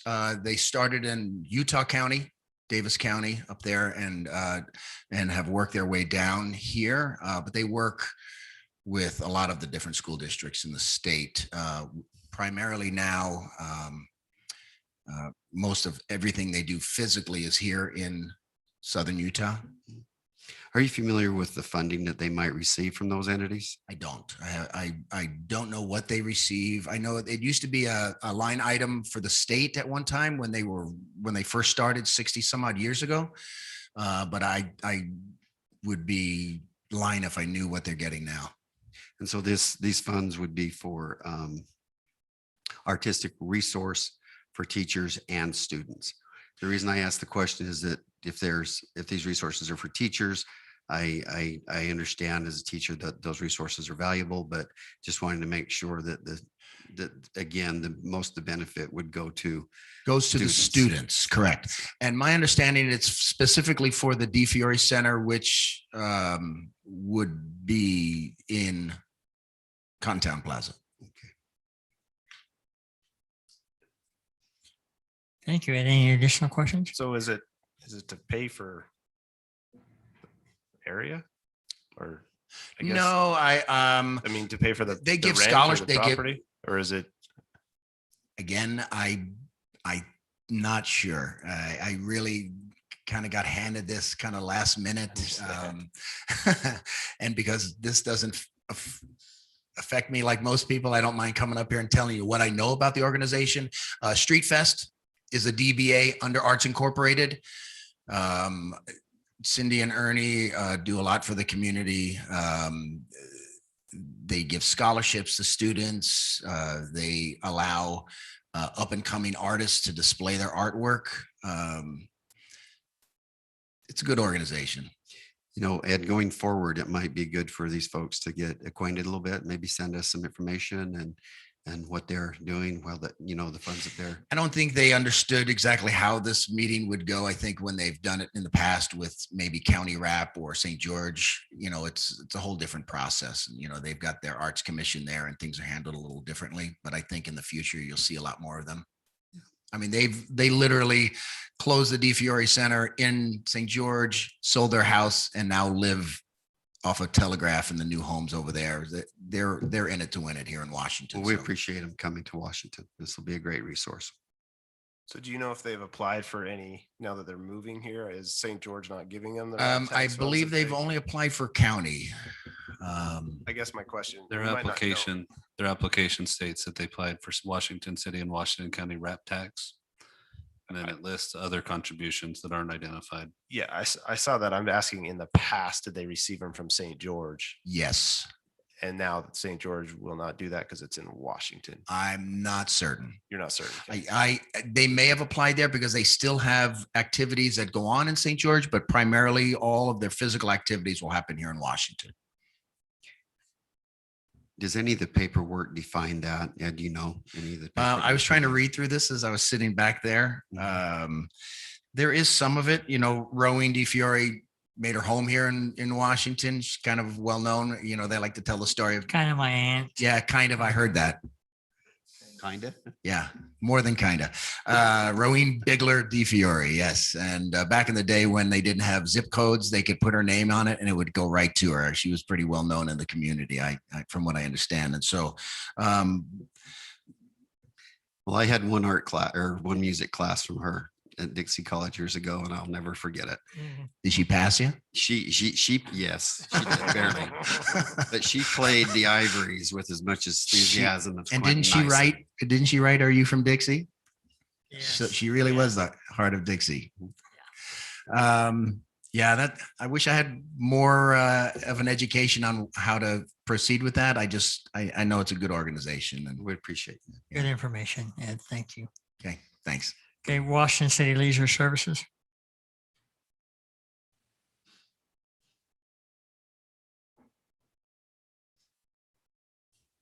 All right, back again. You've got the application there for these, for the pickleball courts at the Red Waters Park that's over there. I'm sure the council is very familiar with this development and the progress that they're making over there. So we're putting in this request to help in that process to ensure that we have pickleball facilities for the public. It will become a public park at the completion of construction. So I'll just take any questions that you may have about this project. This is at the Red Waters, right? This is. Ben, how many courts was this again? This is 2 courts. 2 courts. Yes. The one recommendation that I'd received from somebody that's very active in the competition for pickleball is it'd be nice to have enough courts that they could hold a competition there. Yes. So So I think just if I going understand right, forward. the money they're asking for is for 2 courts, but they're not intending to not all. just build 2 courts. Is it 4? Is that correct? Or am I wrong? I might be wrong. My understanding is just 2 courts. It's at this just 2 location. courts. Yes. But the money they're asking is just to help. Yes. But there's It's more to than assist just the courts there.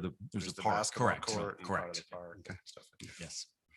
I've had the same interest given to us. They ask when we're going to build a 16-court complex. So I don't think we can build enough. And then So, won't be- yeah, I mean, it's very popular. We're going to become the soccer capital, not the pickleball capital. I guess.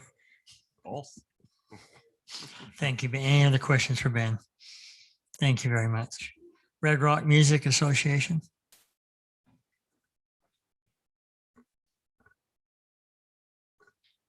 Good evening, gentlemen. My name is Robert Fox, and I'm the president of the Red Rock Music Association. This is our first application for rap tax. And we're seeking money to be able to buy a sound system to support music groups, in particular the Red Rock Jazz Orchestra at this time. So we've broken it down into 3 sections or 3 chunks. The total cost of the project would be about $10,000, and we're requesting $3,500 to start that process and to buy it in chunks. Any questions on? Well, tell us a little bit about your organization, because this is your first application with us. The organization is meant to support jazz orchestras or bands, rhythm and blues bands. And so right now, that kind of music, we play everything from the Red Rock Jazz Orchestra plays everything from Ella Fitzgerald to Michael Bublé. We're new. We just started rehearsals last January. A lot of the members in our band, currently it's about 20 members, are members of the Washington City Concert Band. Some of our board members are as well. And we've done 1 performance, and to do that, we had to beg, borrow, and steal everything we could get to put that together. We've got another couple of things coming up in the future. The organization, the reason we designed the organization to be an association instead of the Red Rock Jazz Orchestra was so that, anticipating that as the town grows, as the city grows, there's going to be more musicians coming into town, and they're going to want to do these kind of things. And so we could support those kind of groups as well. So when you say support those kind of groups as well, you would then loan them equipment or be a resource for them to? Yes. Okay. Yes. And music as well. I already have an extensive music library, and so I can support some of those groups as well. And so these funds that you're asking for would just go directly to the impact, the financial burden or cost for the music group. For the sound, yes. For, Just in this sound particular, for the equipment. sound system Thank you. specifically. Thank you. Any additional questions? All right, sir. Thank you very much. Southern Utah Art Guild, Washington City Arts Council.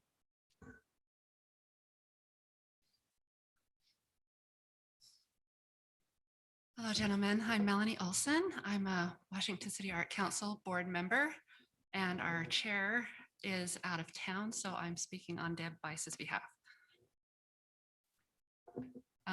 You want a presentation or just want me to take questions? Any questions?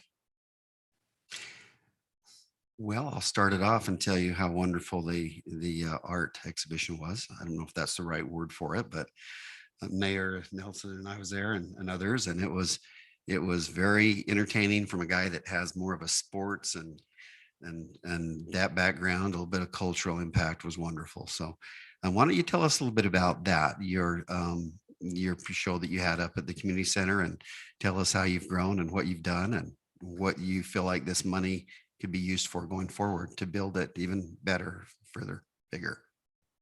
Okay, so as you may have known, we formed an art council after Deb asked for the money last January. And then it took some time to do that, I guess January of 2020. And we got off to a slow start because of COVID. So we hit the ground running in March. And we've got 3 months under our belt. And in that time, we've done 7 events. So we did 2 workshops, a watercolor workshop and a photography workshop. They were both taught by board members, so we didn't have to pay them anything for those. Then we did a trash art workshop and the trash art show with the mayor. And we had a good turnout for that, considering the time frame, and we're just getting started in promotion and building, our marketing. So I felt like we had a pretty good showing for that one. We had some amazing entries. And then we did an art we did a workshop for our artists, specifically to help them write their bios and take good headshots, which every artist needs to help promote themselves, and in anticipation of our art gala. And so that was a big success. And again, those were both board members, myself and Mark Hauser, that presented that workshop. And then we had a booth at Cotton Days where we helped promote ourselves. We had some promotional materials, and we did a Cotton Days coloring page for the kids. And they got to color what their favorite thing was about Cotton Days. And then those were displayed at the community center. And the kids got to be entered into drawings for free ice cream from Raleigh's Red Barn, which was kind of them to donate. So we did that community effort. And then we kicked it off with our art gala on the 15th of May, which we had at the community center in their reception hall. And we had 16 artists on display. We had over 150 people come through, and it was a huge success. I mean, you who went through probably noticed the range of artistic abilities that were on display there, anywhere from ceramics and your usual oil paintings and photography. And we had metal work, and we had some amazing kinetic sculptures, and we had stained glass and fiber art. I mean, it was amazing, those artists that were able to come and the variety of work that we've had. And the neat thing about this is these are artists that would have had to go to any other community in order to display their work. But because we did this, local artists that live right here in Washington City now have a place where they can promote their work and hopefully sell their work, and there were commissions made and sales from some of their work done at that show. So. And I was extremely impressed because it was actually a finding event for you folks. So individuals who were not displaying their art were having their art being seen by other artists in the community, and you were writing those folks down and reconnecting them. And it's been a joy to me to watch the Arts Council network within the community. We need that strength of leaders bringing others together and bringing them under and recognizing the strengths of other people. And I've just been really fascinated, and it's been fabulous to watch you grow. Thank you. So we right now on our contact list from artists that want to be part of the Washington City Arts Council, I have a list of 43 artists that all live right here in Washington City. And then people that signed up to take classes and participate in the events through Cotton Days and through our art gala. We've got another list of 49 people that want to be notified of events and workshops that we're teaching. So not only for the workshops and the events, so not only are we highlighting our local artists, but we're drawing people from surrounding communities into Washington to participate in these events, to take these workshops, to see their work. So, and I would love to tell you about some of our upcoming events that we've already got. Absolutely. That's a great transition, because that was my next question. Is I know you're asking for $30,000, and it's more than last time. It was Debbie, right? Debbie Bice, she yes. applied for, and I think it's great. So I'm excited to hear some of the new stuff that's coming up. So the finances in a nutshell, there was nowhere in the application that specified we were supposed to account for that money. No, we understand that. It's So- something that we're working. I'm hoping that she can apply that. She can deal with that. Okay, because we have a very detailed list of Yeah. expenses. And so in a nutshell, in those 3 months, March, April, and May, for those events that we did, we spent half of it, roughly. That's about how it equates. So you take that half of 15,000 in 3 months, and moving forward, that would equate to the 30,000 that we're asking for. If that makes sense. Right. The 3 months, March, April, and May, when we did do events, during those 3 months, we spent half of the 15,000. Okay. Just so over so half you of the spent half that 15,000. money in that 3 months, and you're saying for the next year you need 30 Right, to cover for all the- the events you plan. Right. We have some reserve going forward. We need to allocate a chunk of that for a website design. Okay. So, yeah. Okay, and one of the things, and maybe you're going to go through it on these items that you're coming. It's one of the things I like that happens in adjacent community is that the artists can display their stuff around town, and I'm hoping that's something that we can Yes. do. I don't know. I just like that because then I see those things up for a month or two, and then someone might purchase it, and then it goes somewhere else, and we get new art all the time. Right. So Yeah. So along those lines, we are looking at expanding on our art gala and doing an art show where each artist would have their own tent or some would be indoors because we're looking at combining with the Washington City Historical Society and doing it in the Relief Society building.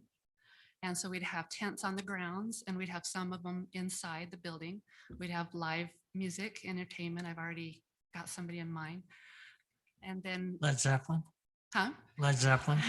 Actually, it's a little more chill than Led Zeppelin, but they do some Led Zeppelin songs, but it's a slower vibe Led Zeppelin song. Mayor, they might need more rap tax funds to get. There are some guitars. There's a bass and electric guitar and a saxophone. So, but no, I've heard them play. They're pretty talented. So we're going to have some live music, and we wanted to tie in the history of it. And we were talking with Mike Harless about a way to do that. And we've decided it'd be a good idea to have some people in period costume walking around talking about the history. And we've talked to Carmen Snow about utilizing some of the youth city council because they already know some of that history from the Covington home and they already have some of the costumes. So that's an event we're planning in the spring. So we've already been in, working with some people to get that going. The reason we put it off to the spring was because of the flowers that would be in bloom. It'd be a really pretty location, and the logistics of making sure we have the insurance to cover, the liability insurance to cover that was not quite as easy as we thought it was going to be. And it So won't be 117 in the shade. yeah, well, we'll do it in the spring. We'll do it early. So that's one where they will exhibit. There's also been discussion, and we haven't really dove into this, but maybe having some window space in some of the businesses, and we can have some artists rotate through some of these businesses. But that's something that, that one hasn't been fleshed out. That's just a random idea. So Coates, to yours, that's some of the ways they'll be able to exhibit. So the other thing that we're utilizing our artists for is to teach workshops. And so I put out a call for workshops, and I got a flood of willing participants, and one even just today who just told me she'd teach one on origami. So what we have lined up right now is we've got coming up in September, we've got a photographing your work workshop, which is being taught by Craig Fetzer, Craig Stocks, who is one of the Southern Utah Art Guild board members, or he's part of the Southern Utah Art Guild, one of their artists, professional photographer. And that's geared again specifically towards our artists, because they need to be able to take good quality images of their work in order to sell it. And on our website, we're hoping to have a virtual gallery where we can put their work, since we don't have a physical gallery. So that's why we've earmarked some money for our website, so we can create a virtual gallery to sell our artists' work. So that's geared towards them, but it would be useful to anybody that needs to take photographs of their work to sell online, whether it's Etsy or, any of those stores. So, and he's teaching how to use your phone or your tablet. So it's not even that you have to have expensive camera equipment. So that'll be a great one. And then we have an acrylic painting workshop that Stacy Schimbeck's going to teach.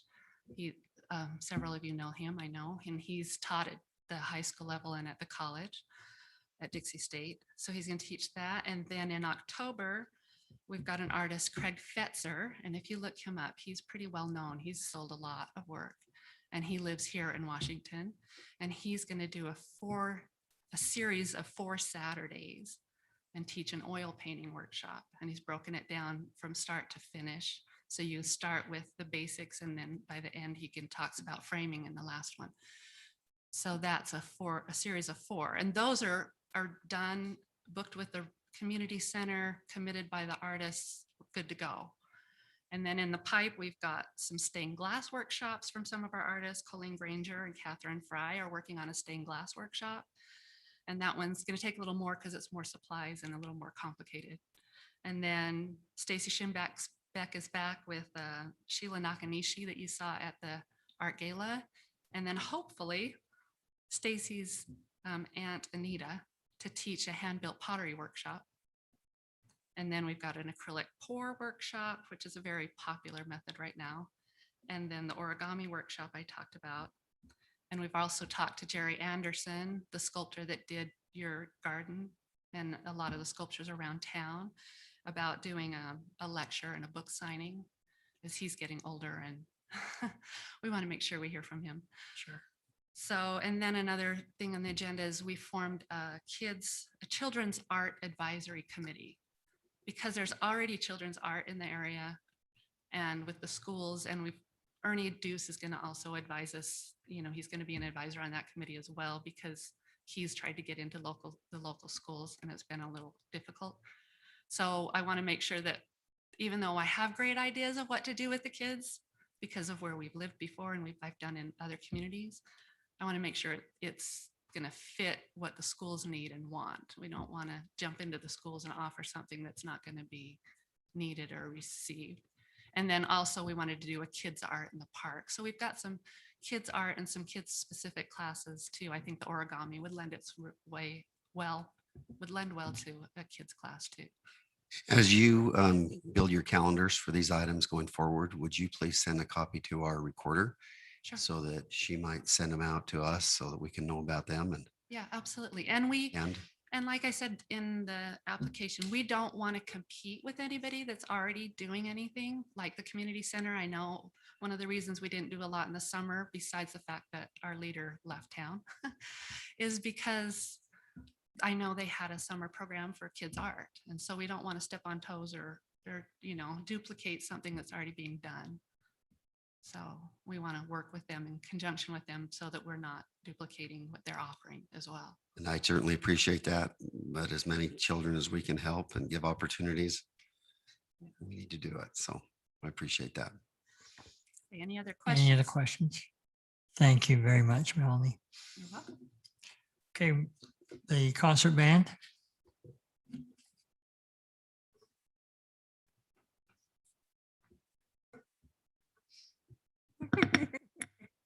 We're going to tag team you. I'm Sarah Lang, and this is Linda Parker, and we are with Washington City Concert Band. Hopefully you've all had a chance to hear us. We've been in the community for about 8 years now. Well, our upcoming season will be our 8th season. Our mission essentially is to provide a place for adult musicians to play. Mostly we have a lot of teachers that currently, just conduct and don't get a chance to play. So luckily they get to join us.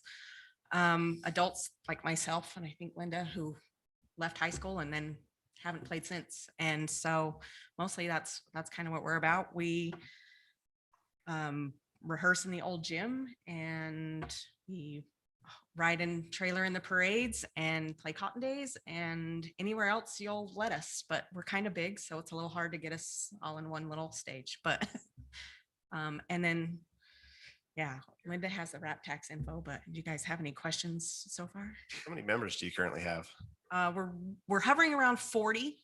I think so far over the summer, I've had about 4 more inquiries for more musicians. So that's kind of where we're at. Something I haven't seen in a while. So Sarah, would you talk about your association with Red Rock, please? Linda and I actually are both members. I'm a board member, which we haven't had a lot of work with so far on that.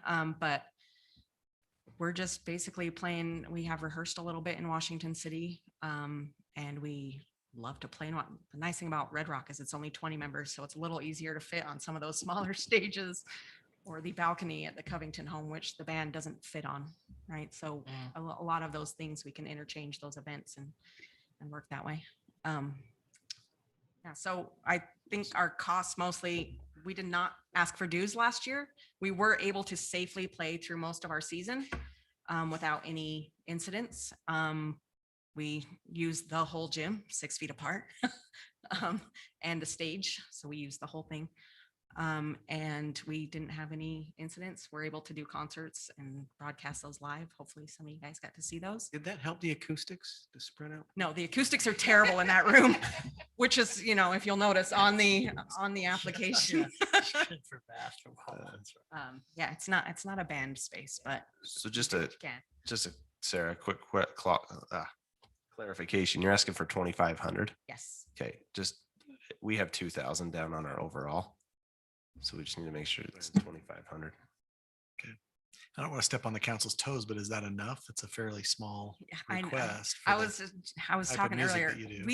I would love to ask you for more, but we have space limitations. We would love to buy a drum set so our drummer doesn't have to lug his drums in every single week and lug them home every week.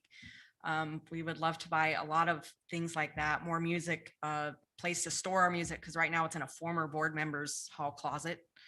And we just don't have this anywhere to put stuff. So 25 is what we can justifiably spend.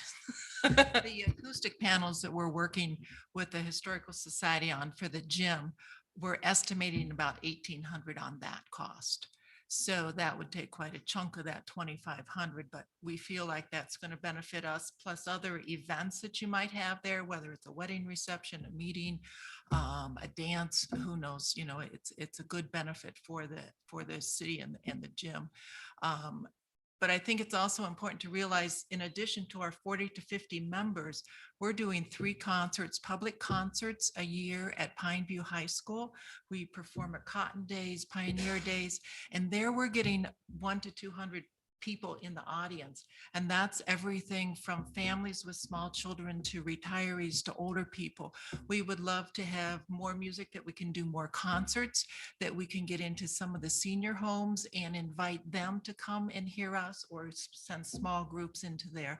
So I think the money will just benefit the community more than just the members of that play.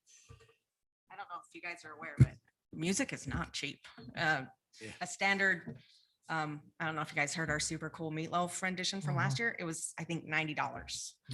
90. On average, music is anywhere from 60 to 260 for an arrangement of music. And so we're building a library, and eventually we won't have to buy as much every year, but that's usually what we use our member dues for, which everybody who's in our band pays to be there. It's, I think, $150 a year, $25 each half a year. And so we did not feel right asking for that last year. So we lost that option last year. But Is there any money from last year that you need to recoup? that's kind of, I think, part of what we're asking for, is to recoup that so we can get the panels, so we can move forward that way without having to hold off on purchasing music for the new season and things like that, which starts in September. So going forward, Sarah, if you were to ask for, say, 2,000 more, then that would cover dues of most of your musicians. Yeah. Okay. We try to keep the dues low so that it doesn't limit people who can play. We don't tell them they can't come. Right. So it's a total voluntary thing. It's a donation to the band, but yet we need that as a basis for. So in my experience I've been on a few of these committees over the years, that just having a due, even if it's a small due, helps too, because then they're invested into it. So I think it's always good. I mean, I'm not trying to tell you how to do your thing, but exactly right. it just, the little investment helps with them. Oh, I've paid that dude. I'm going to go commit to that now that I've done that, even though the due is low. Especially because it's a group effort, right? You get one person who doesn't show up, and it can hurt if that one person's your only tuba player, you know? So tuba's important. Or We're all drummer who important, has to but- bring his drum set could really. Right, exactly. And as far as I know, I think we're the only band in the 24th of July parade coming up. So. Oh, nice. That's usually how it goes. There might- I love the band in the parade. We're Sherry's very kind to let us use one of her trailers, and somebody else to drive us. So any other questions? Any other questions? Thank you, guys. Thank you, guys. It's been fun to see you evolve. Sarah, is Mr. Anderson still around? Kind of.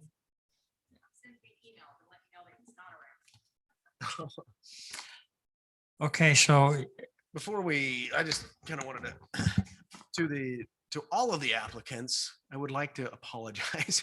I recognize that this process is messy, unguided, and difficult. You're being asked questions that seem off the cuff and are not in the applications.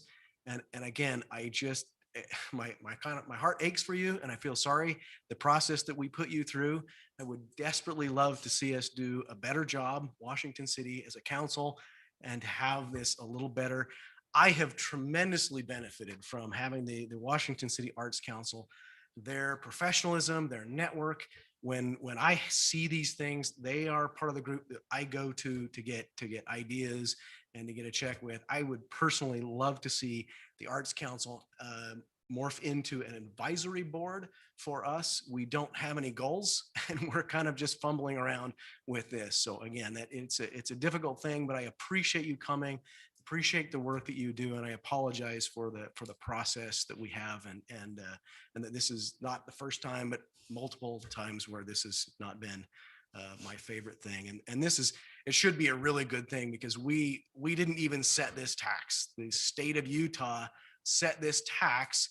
So we just get it and we get to disperse this in order to do arts and well, I can't even think of what RAP is, arts, recreation and parks. And so it's been a great blessing for us opportunity for us to just kind of benefit our community in great ways. So thank you. Thank you. Mayor, are you ready to entertain a motion? I'm ready to entertain a motion, but I think that total needs to be bumped up to 234,150 with the addition of the 500. Is that correct? Well, numbers let correct? me make my motion. Okay. If that's all right, Mayor. I would make a motion to approve Recreation, Arts and Parks funds to the entity of Broadway Bound in the amount of 23,150 and the Artistic Resource for Teachers and Students in the amount of $10,000 with the idea that they could come back next year once we knew a little more about them and where those funds were going. And then the Washington City Leisure Services for $150,000, Red Rock Music Association, Jazz Orchestra sound equipment for $3,500, and the Southern Utah Art Guild, Washington Arts Council for $30,000, and the Washington City Concert Band for $2,500 for a total of $219,150. And I might make a note, Mayor, if you don't mind, is that the city has actively been putting money aside out of a portion of the RAP money, and we've now saved $313,000 towards a arts facility, just for your information. So on that, just questions to Manager Red. I think, and I'm pretty sure you haven't dove into this, but that $300,000 we have for that building, it's starting to become more and more efficient. And we've already, a past council decided that 35% was going to go to this building, which I think is a great thing. And I think it's a benefit because a lot of these applicants don't have a place to go. And it's nice that, hey, you can go. We're trying to get that so they can go there. The band can go and play in that, and it's set up and built that way. But we're going to need a lot more money before we get there. But we need to start thinking about where we want that building and working on that. So it's one thing. There are some ideas that I'm are sure there out are. there. But again, it's one of the past council kind of established that as a way to say, look, we like art. We want art here. We want to actually make sure that someday we're looking towards having a place for that. In our community. So I like that. And we don't know what's going to happen with this tax. It was a 10-year tax, and we don't know. Halfway through it. Halfway through. And we might get to where it doesn't get renewed and all of a sudden we don't have it. So I think I want the people who are applying that it's good. I'm glad we're doing this, but realize that someday it might not be there. And we hope it's there because it's been beneficial to the city itself on parks. It's been beneficial to the arts community. It's been beneficial. And I think the only thing I would hope you would add is that anybody who applies, anybody who receives money from the city has to submit where the money's going and the whole documentation so that we're making sure that these taxes are going to where they're supposed to be going. And I just want to make sure that it's covered and sure. And Councilman Coates, I would be happy to amend my motion to add that. I guess I just assumed that was part of the process that they'd have to receive those before checks were cut. But definitely, I think that is a prudent thing to do, is to require receipts and information as to where the funds were spent so that aligns with what we intended the money to be used for in the first place. Maybe I'll be a little clear. It is the policy. I don't think we've been following through as a city to get that or requesting that. And so my thing is anybody who's applied previously that's asking for these current funds, that they submit that before they get these funds. Okay, I'll amend it to coincide with Councilman Coates's request. I will second that amendment. Councilman Ward. I have a motion and a second. We'll do a roll call vote. Bundy, aye. Coates, aye. Ivy, aye. Ward, aye. All right, thank you. And thank you all for your applications. Move on. What'd we say? Everyone's leaving. They took a deep breath and said, thank you, and moved on. As I would.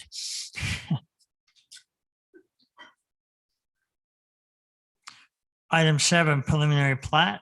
Consideration to approve a preliminary plat for Oak Grove Meadows located approximately 2800 South 240 West, applicant Amara Development. Thanks, Mayor. This is Eldon in planning. I'll be reporting this. As stated, the address previously, the applicant is proposing 24 home sites on an area coverage of 18.01 acres. The zoning designation at this particular location is R115. The surrounding zoning is R110 to the north, county property, and R115 to the east, with R110 to the west and south. The proposed subdivision conforms to the approved zoning and meets the subdivision requirements.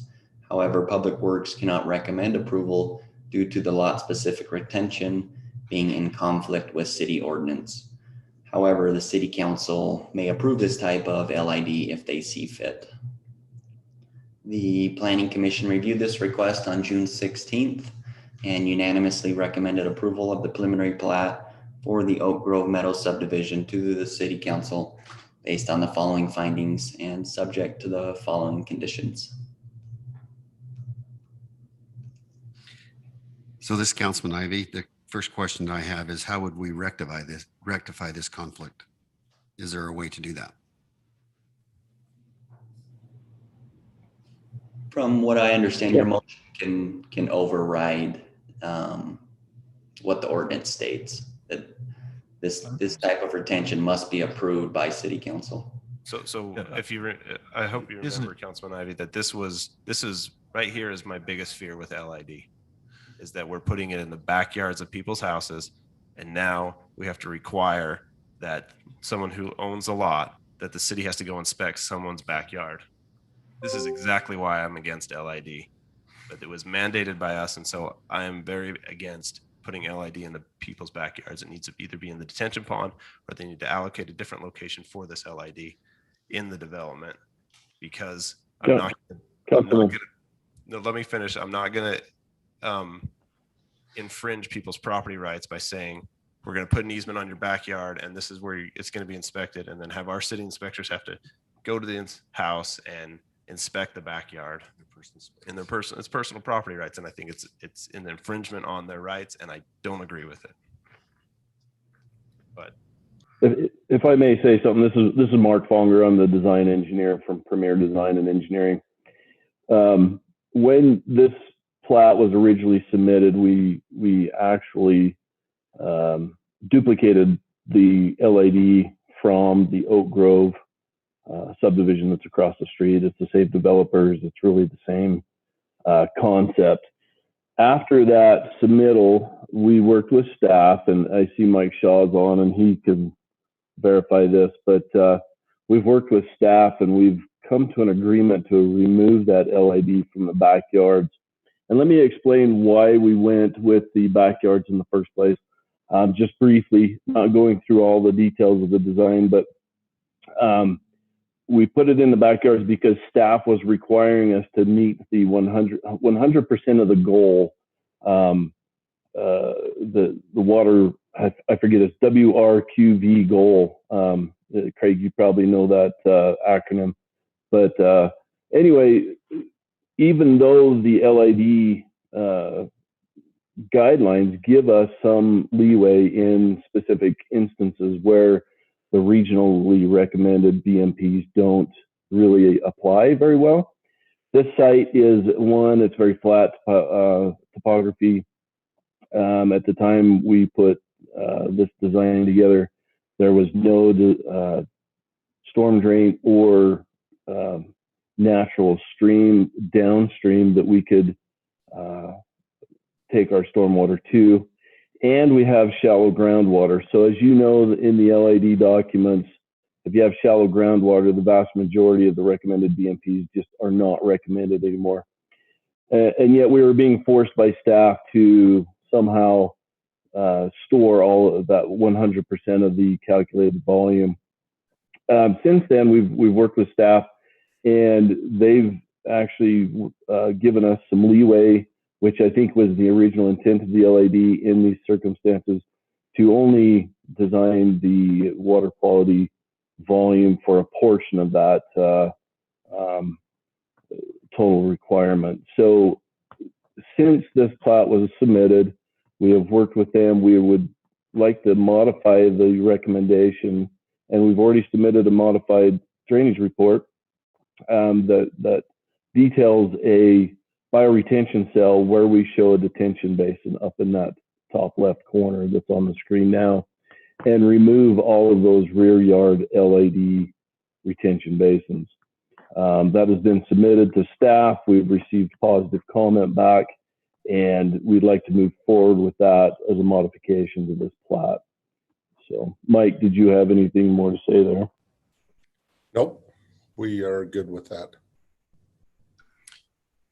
If I could just comment, if I heard you say, if I understood you, Mark, that staff kind of forced you to, if I think it's the word you used, but the staff is doing what is on the books as far as an ordinance, right? So staff was only trying, in my view, I don't know all the conversation, but I think I just want to clarify that they're just trying to do what, you know, is required. I think there was some, I think it was a new program, Roger. It was a new program, and staff had just been audited.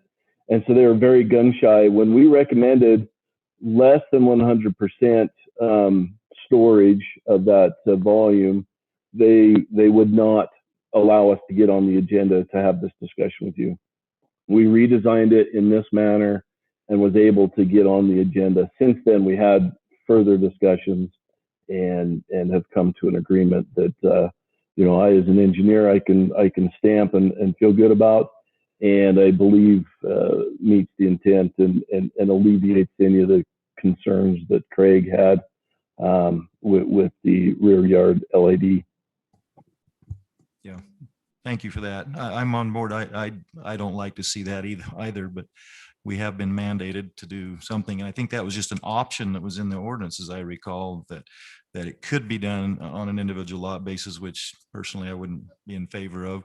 As far as property rights, you know, whoever buys a lot there, they're going to know when they buy if you were doing that, going that route.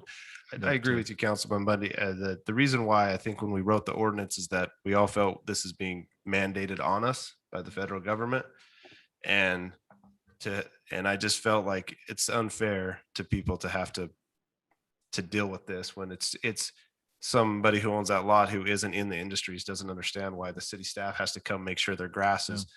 And they have those individuals have a responsibility as well, which is cumbersome. It just puts a burden on the future property owners that I don't believe is ethical and right. And so what we wrote the ordinance when we did it is that if someone wanted to propose this, because they can based on the rules, but my opinion was I was never going to approve anything with this because I think it's an infringement on their rights and it encumbers them too much and it just needs to be handled a different way. So that's why we kind of wrote it that way. So it wasn't left up to staff. It was more of a higher level. The council has to make this call and agree. So that's why I vote this way. And I get passionate about this because I'm still frustrated about the law. So well, it is a frustrating law. I mean, it was mandated to us by the EPA.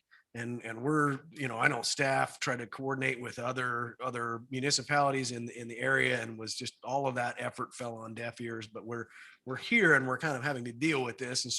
And unfortunately, some of these developers are having to deal with this, and we're still trying to cut our teeth to figure out what really works for the area, because almost nothing in the mandate was helpful, right? And none of it really took into the uniqueness of what our geography and soils and even water is, or rainwater is. So as I'm understanding, then we're getting away from that then, right, Mark, now with the individual ones. So you've made a change. Yeah. Do we have those maps?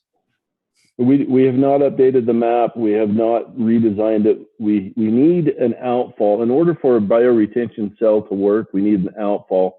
Staff is working with the adjacent developer to the west to bring us a storm drain that will allow us to Um, well, I don't know if you're familiar with how a bioretention cell works, but it retains the water on top of a filter material, and then there's a gravel, kind of a French drain system underneath, and it needs to have an outfall.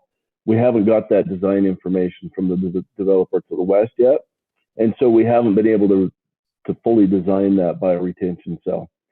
So we've written the text to show that the intent is to put it up in that detention basin as a part of that detention basin. And so we'll have a combined retention / detention basin, but we don't have the details worked out. We're committed to working with staff to make sure that occurs before, obviously we've got to still go through the improvement plan process. So that's where we're at. We haven't updated the map for that reason.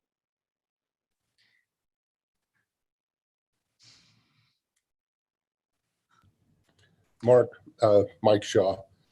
I haven't been part of this, but you realize you got twin 54-inch storm drain lines in 240 West that you should be able to hit those.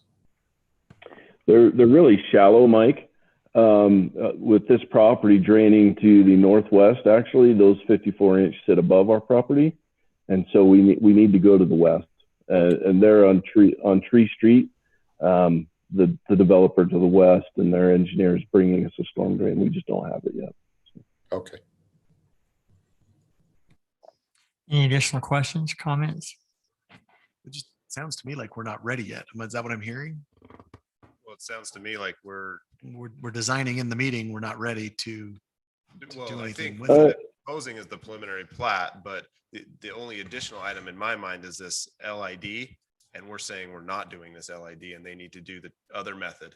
So that was the only other item that was a condition that they have to be approved for this specific LID. If it's LID in the standard detention basin, like they're proposing with bioretention, that can be worked through staff. The only time we've requested that it come back through council is if it's in the actual lot.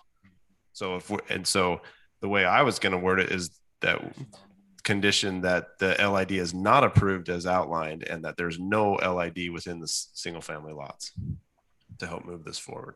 And perhaps just add some language such that the final plat would reflect the alternative solution that's been described but not depicted tonight. But typically that's not described on the final plat, an LID requirement. It could be in the. Well, no, you're contingent talking area. about the preliminary plat approval, right? And so I just think when you make your motion, there's been discussion about the solution. And I think your motion should reflect that needs to be reflected in the preliminary plat's final form.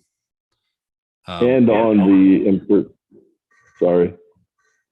improvement plans. Yeah. And so just make sure that your motion incorporates the alternative that's been described if you're comfortable with that. Okay. I appreciate that. Thank you. Is the applicant okay with that? Dave Mazel, the applicant. This is just one of those, I just wanted a little context as everybody's had to work through this with staff and everybody over the last year. It's been interesting, frustrating, more frustrating, right? Not because of staff, just because of the law, or whatever's been pushed down. And so I 100% agree from the property rights standpoint. In consulting with the geotech guys, they actually really like this. And I get where, there's a handful of people collaborating from the engineers, geotech, city. And I definitely don't say it wouldn't work because I'm sure it'll work, but Yeah. it's just the maintenance of it and maintaining of it for ever, basically, based on this. And so that's what mandate. planning had said was, hey, an annual inspection, it wasn't great. It seemed like maybe a potentially good solution to keep some water local, especially where everybody's becoming more water conscious, I think and hope moving forward, and to potentially keep more of it out of detention where it could have been potentially an area that could be used to recreate instead of maybe more muddy and wet from time to time with bugs and whatnot. So there was no bad motive from anything, but if we could undo, not to mention, like if you read through the couple hundred pages of that stuff, like Washington Fields shouldn't even apply.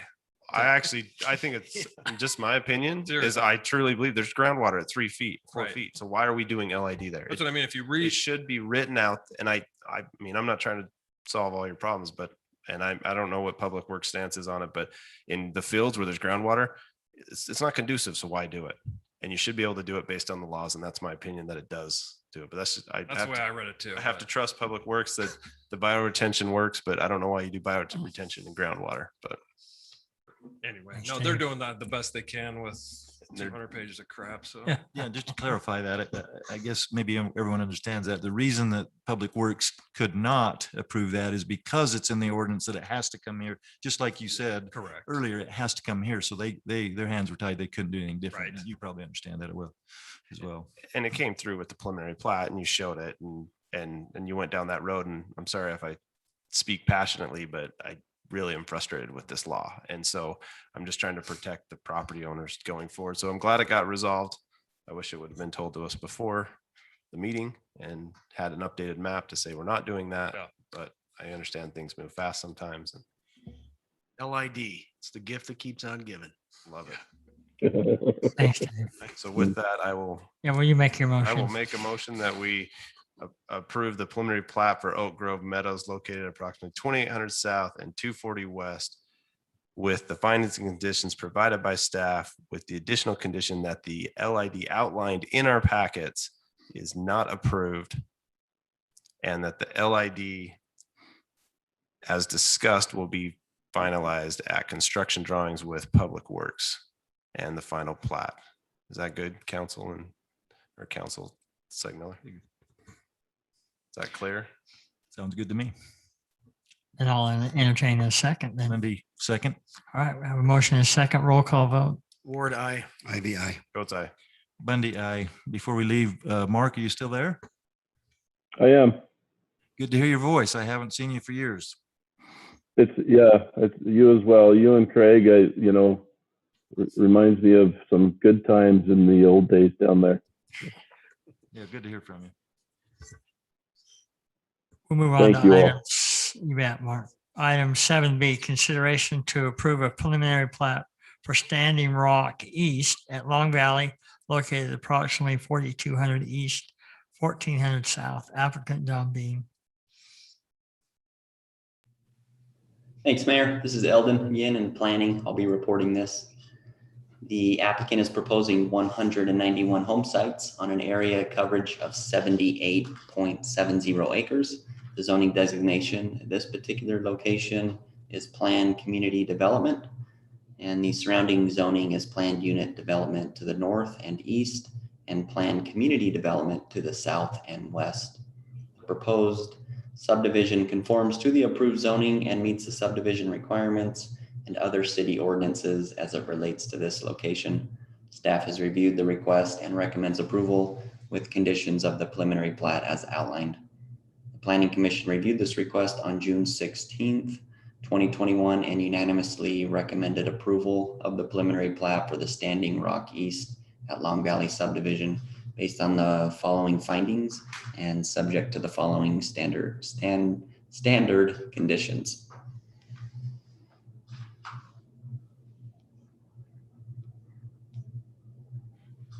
So Eldon, I have a question about the amenities that, and maybe you don't have the answer and maybe the developer does, but in the master plan, there's amenities that go kind of in between or with this subdivision.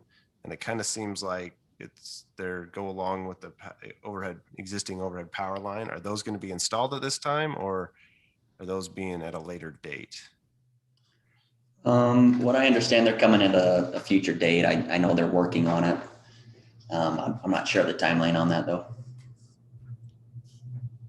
We have the applicant here. Yeah. Oh, okay. Don being the applicant. Yes, they'll be put on at the same time we're starting the development. There's amenities on both sides of that road, one for this community and then one for the rest of the community.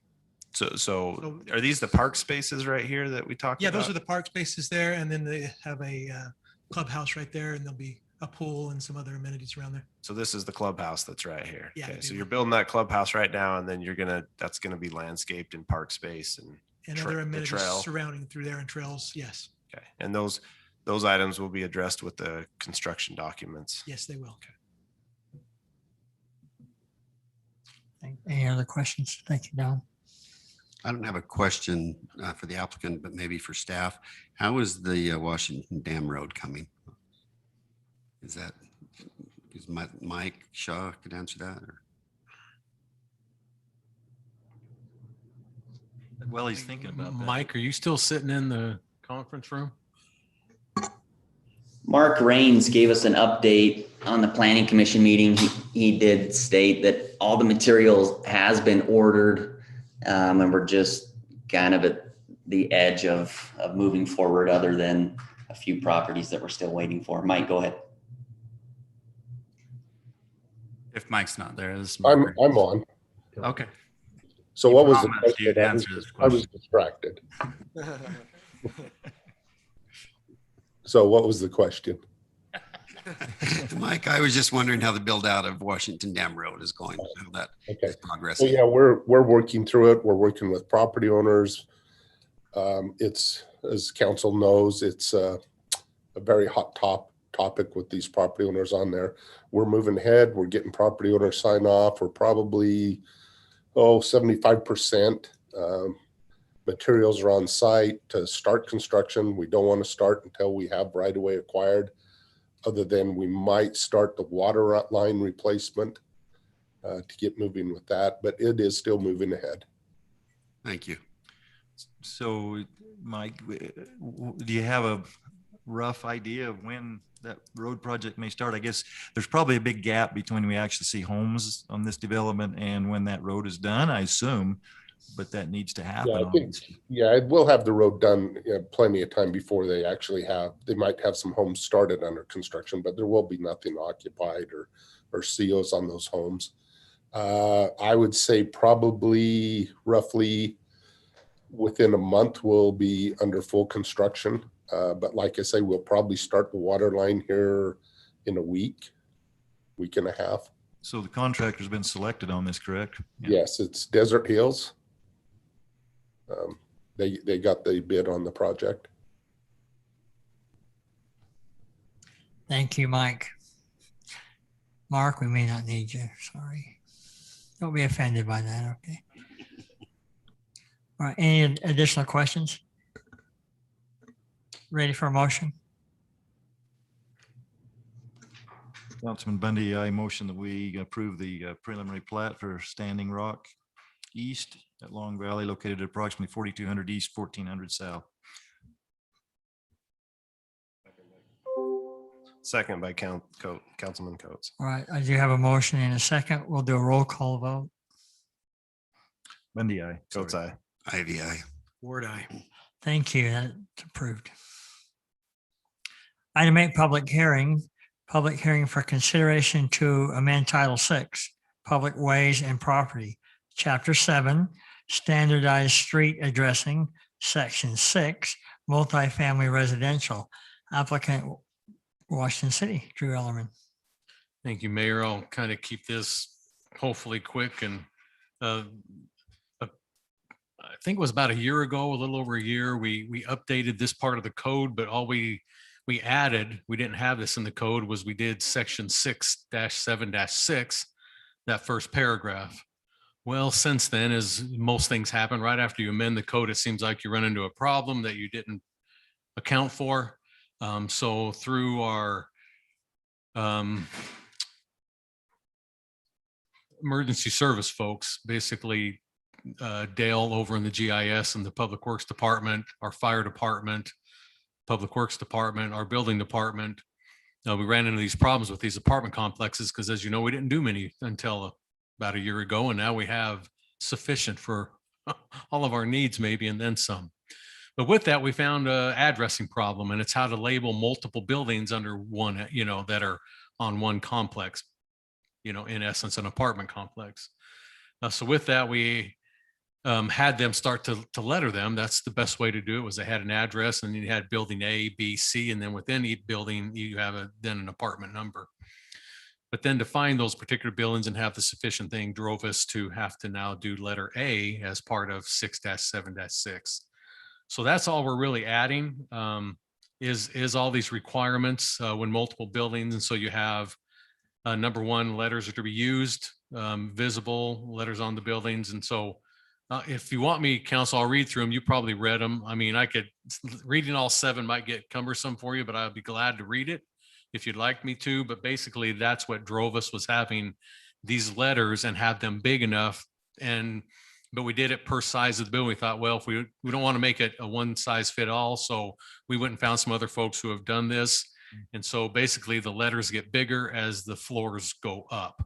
And then the biggest thing we want is make sure they were illuminated somehow, either internally or on it, was the biggest thing for identification. So that's what's driving this particular code amendment, was just to be able to have sufficient for an ambulance to show up in the middle of the night, find a building, have the letter, have it lit up. Then as they, drive into a complex, it's got 8 buildings. Which one do I go to? So that was my question, Drew, on the lighting of the letters. Is that pretty standard common on an apartment complex? It's just kind of weird to me that you would light up this big letter I'm just wondering if it's common, or because I've seen them with just not lighting. So that's why I asked. So the planning commission discussed whether each letter should have its own independent lighting or whether it should just be illuminated from others' light sources. And their recommendation was that it not require its own lighting, but that it be in a location that is illuminated or lit. Okay, and that's why it states letter shall be lighted from nighttime visibility. But do we need to add some different language in there that says, but how do we Well, whatever you want us to do.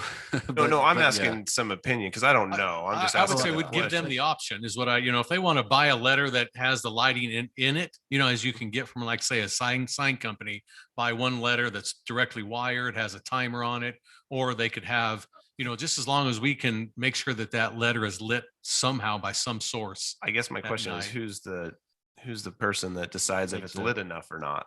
That's kind of what I'm like. Like a minimum candle, is what you have to put in some things. Or whether you can see it or not. Say that one's lit, that one's not. Well, we're going to look at those, I think, at final inspections now. This really this started coming up in our finals. I had different departments going and looking, and some were fine with it because it didn't address them. My building guys, it's got a letter on it, and the letter was so big. My fire department comes through and says, if I'm coming in here at 1 a.m. in the morning, that little letter and no light on it, it might as well not be there. So this is what drove all the discussion. So I think what we'll do is we'll let that emergency services, or, our fire department, when they do their final inspection, because they work at night, they could drive by if they want to put it on their list and just say, yeah, that one's okay, or it needs to be, and then just bigger. But shouldn't that be something they address during their review of, hey, we think you need more? I'm sure they have the experience. I think they do now because of this. Okay. Yeah, as long as they know that they've got to do that in the end, they need to get it right, or they're going to. Yeah. But Council Segmiller, are you saying that you're good with the letter shall be lighted at a nighttime visibility, or do you think we need some more language there? Well, I was at the planning commission, so I sat through their long discussion. Most of the concern there was that requiring that they be lighted is an expense that may be burdensome. And so they wanted to know if there was some other solution. And so you see a general statement that requires that they be lighted somehow, but not interpreted to be, independently lit up. If you as council want to make that more clear for your city, or give us context there, now's a good time to make that adjustment.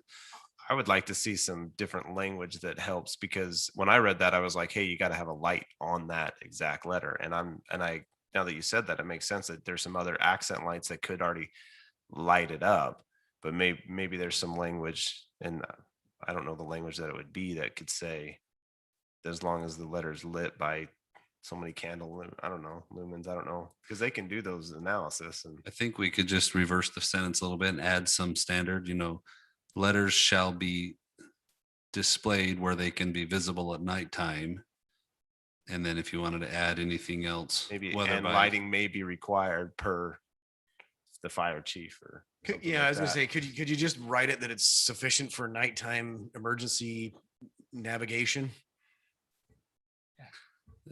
It's vague, but at least it tells them Almost says exactly that what we're right now, looking yeah. for. I guess You want a I'm fire trying- truck to show up there, and it's the fire truck is if they're gonna be doing it at the plan review at the time when they do it, it's one of their items. Then it gets caught before somebody puts it in. They don't have to change it. I don't know.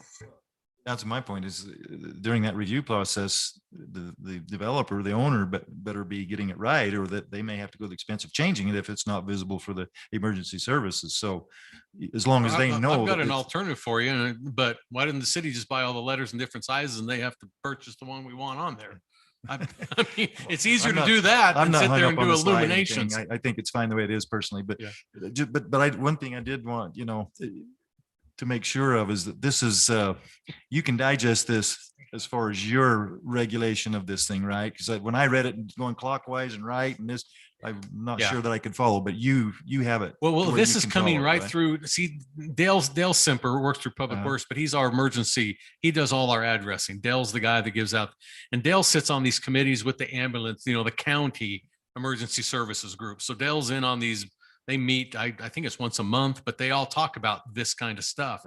In fact, I think this language comes from somebody else who's Okay, already good. done this. That was my first This question might be a is- St. George or somebody else has already, had this because it came pretty quick. Dale just said, oh yeah, I can probably get something, or he got it from a community that's already done it. And this is just how it was written in another code, was that you need to have the letters, they need to be X amount inches high, and they need to be visible at nighttime. Yeah.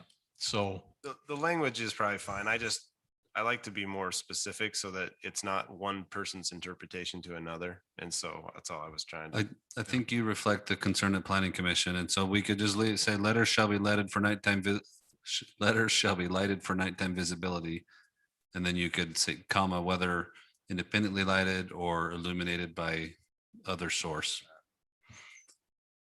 Really, this is a section that's going to be interpreted by your technical staff. And so whatever direction you want to give them, we should put into that definition if you want it there.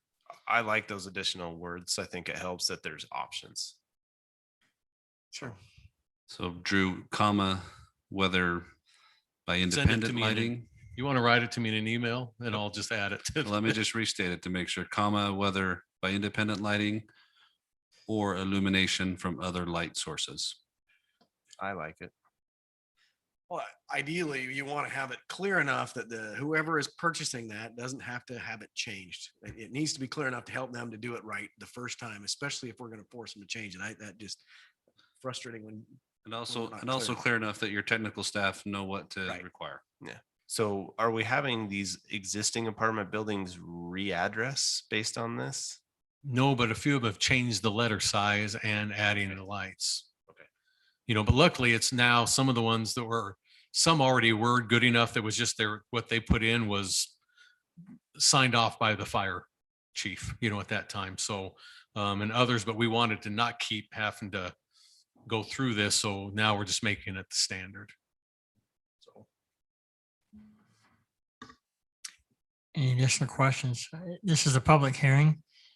Any of you out there that have a great need to talk about letters and lighted letters, There's got to be something we haven't talked about yet. If there is you're not, welcome to come up. Mayor, I make a motion that we close the public Wait hearing. wait a minute, Oh, before sorry. with that, Chair, were there any written or emailed comments? We did not receive any public comments on this item up until 5 o'clock PM on Tuesday, when we shut those off. Okay, now I'll entertain that motion. Okay, so then I move that we close the public hearing for consideration of amending Title VI, Public Ways and Property, Chapter 7, Standardized Street Addressing, Section 6, Multifamily Residential. Second, Councilman Ward. Thank you. I have a motion and a second roll call vote. Bundy, aye. Goats eye. Ivy, aye. Ward, aye. Mayor, if I'll just point out, normally we would do the ordinance tonight because this isn't a zone change or Right. general plan amendment, but your community development director was out of town last week and I just told Terry, you know what, we'll let this sit at a 2-week holdover.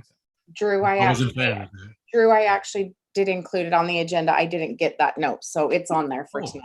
Well, I stand corrected then. I'm sorry. You say it's on the agenda? It is. She put it as an ordinance. So I thought we had 2 Oh, weeks to get the okay. language right, but we can still you just need to make it part of your motion. It should be the next, No, it's not 10E. it's in item 10, I'm pretty sure. No, I don't see it. I don't see it. don't think it's there. I don't see Tara, it, you so- did get my message. I'm sorry, it's on there. It's 10E, consideration to approve an ordinance amending Title I, Chapter 5, That's not Section it. 7. It's That is under, not it. are you not showing it on your agenda? 'Cause Well, I'm- that's Council Segmiller's change in ethics standards.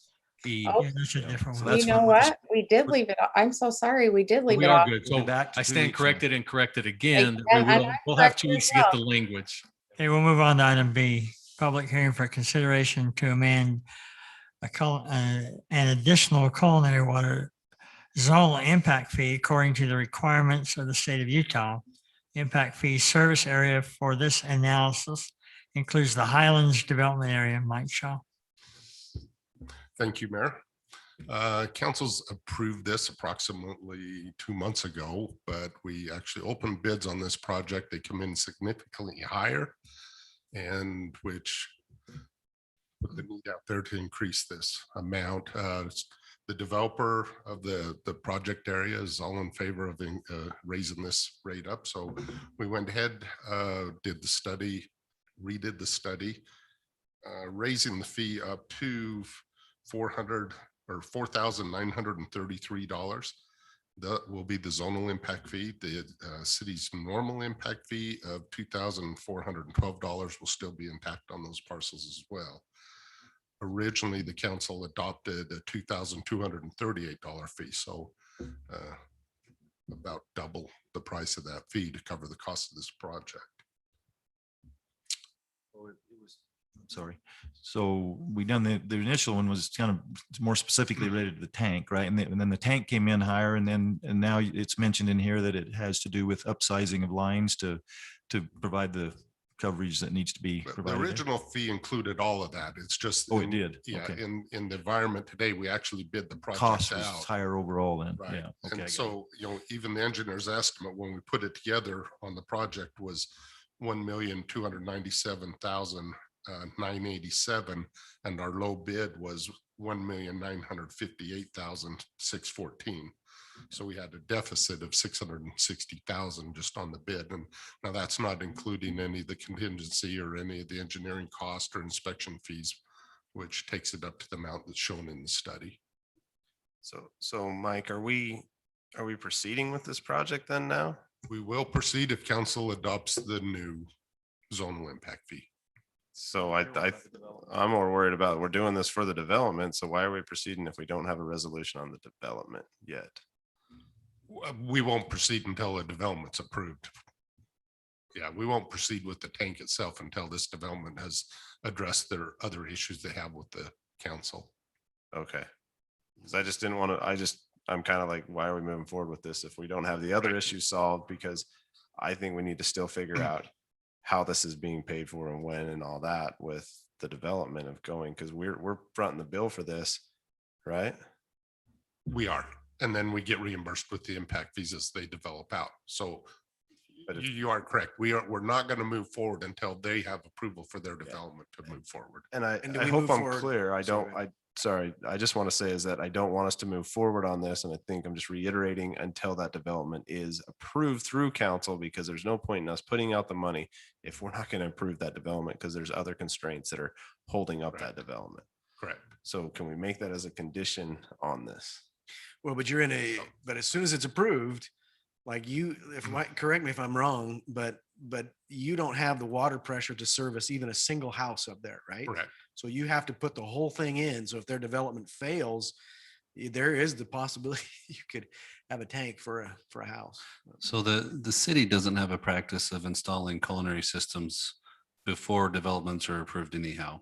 So this is before the council so that it's done and ready. But we don't go install culinary systems in other raw land that hasn't yet been approved by the council. And so, but we do build tanks for the regional system in general. Correct. And so that's why it's a tank, and that's why I'm bringing the concern. But the tank that's considered in this study is for that highland zone. Yes. And so this allows the city to move so that this isn't contingent after they get approval. If they do, this puts it into place. And then if they get approval, staff can go to work on doing the city's part on developing the culinary system. Do we have an update on that development? Is it moving forward? They're working on it, or we haven't heard anything? I don't since the think they're meeting? back and not on calendar, so. They're moving forward. I've had several meetings with them on their secondary access. And so they are moving forward to working with the other property owners, coming to agreements on building the secondary access. And So, Mr. Shaw, we're not ahead of ourselves in approving this one. That cost isn't going to go up more before that No. comes about. and it's only for that area, Yeah. just that new construction area. So just so the council knows, it's gonna be 7,345 plus the water conservancy district, so they're gonna be paying close to $20,000. Close to $20,000 Water impact water fee impact fee. on those houses. And the water only. developer's well aware of it, and the developer builds all the homes, so that they understand where they're gonna be at on this. Yeah, And we've talked about, my issue is that what happens if you can't sell these lots and you can't because of pricing and the economy. So what we're looking at is making them put a bond up front to cover the cost Yeah, of this. that if was something talked about at the happens. meeting previous that I they think we need to. agreed to that. Is there a timeline on that bond? Well, normally bonding, you set a timeline, but a normal bonding will go year, but you also extend them. We've extended many, many bonds through the years. And I guess my question is I like the idea of a bond because I think why are we putting up the money if it's just for that development? And it makes sense that we're building it because it's going to be our infrastructure. But we have to wait till they sell every single lot to get our money back for the money we put in. correct. And that could be 5 years. It could be 1 year, the rate we're going. So- Which is typical of what we do though, right? which is typical of what we do. I get that. I'm just stating it's such a specific area. And where we had a lot of concerns on the development itself. If it's not moving forward, then I was hesitant to proceed with this. We have vacant areas that were calculated to pay off, infrastructure costs that, haven't paid impact fees yet for years and years. And so there's always some. You're exactly right, though. I mean, if you feel like this makes, development untenable at that location, maybe you just don't approve anything. But Well, I guess my question to Mike and staff is does this hurt to hold off until we look at it as a development? Are you trying to get ahead? I'm just trying to understand why. We just, when we got the dollar amounts in, it was actually prior to the council approving the layout with the secondary access. So we've had to go through the advertising period. We just wanted to get into the process to where when that development's ready to move, we would be able to move with that development as well. So because it's a public hearing, it takes longer and there's a process that we have to follow to advertise. So I think the recommendation would be to go ahead if you're comfortable with this. But as Mike is saying, nothing will be done until recommendation of the subdivision approval happens. And Mike, we won't be incurring any more cost to the city by doing this now rather than later. No, like I say, we will not move forward with the construction of this tank until their development's approved, until we have a bonding in place that covers us in case something fails with their development. So Help me understand that. How would the bond work? So what would trigger the bond to kick in and how much would it pay for the entirety of the tank? the entirety of what this impact fee would cover. Would you write it in such that if they don't complete build out within 5 years, or how do you know when it's failed? We would probably set up to where they would have to do X amount of new construction starts per year if they miss that for a period of 2 years, something, and would have to have the city attorney look at that and help draft that up. But it'd be drafted, in my opinion, similar to that. Okay. It would seem to me that the tank would be a little different situation where it might be segregated out from all the rest of the development. And that is where we definitely want to get our reimbursement back. Well, the tank itself, we actually have the tank itself in our impact fee. So in our current impact fee, that tank was identified. It was identified at $778,000, I believe, is what our impact fee cost was. Now the tank cost is more than that. So we included that into this impact fee. But the chlorinator facility and the upsizing of the pipeline are definitely only needed because of that development. So the bonding would be only associated to the increase in cost on the tank and the increase. and That's the what my pipeline. point Yes. is. It's Yes. just for that. Yes, Okay. correct. And it's, the development with the Coral Canyon development and the Solomon property up there and the civic buildings that could go in, there's 298 units, residential equivalent units that would go up there. And that's what that impact fee is split through or come by is that 298. Thank you, Mike. Again, it's a public hearing. Any of you out there like to make comment? Tara, any public comments? There were no public comments, Mayor. Okay, I'll entertain a motion to close this public hearing. So made, Mayor. Second by Coates. Motion and a second, roll call vote. Ward, aye. IVA. Goat's eye. Bundy, aye. Thank you, gentlemen. Item 10, ordinance, consideration to approve an ordinance adopting a renewal resource policy. Rick Hansen. I should have moved this one up too, Mayor. I apologize, Rick. I thought we were taking care of it all for you. I appreciate it. No problem at all. Should have mentioned it to us. We would have. That's why I was caught off guard before. We talked about this, changing our current net metering policy, updating it. I believe it was about a month ago at a work session. I was out of town on the next council meeting, so we weren't able to present it. So the four main points was to increase our capacity cap of that policy, to change the name to better reflect how we administer our policy instead of a net meter, make it reflect that it's targeted to the renewable resource. And then we added some clarifying language to make sure that people understood the policy, made it a little clearer to understand how it's implemented. And then the last change was to add a requirement that they provide a meter base for a production meter.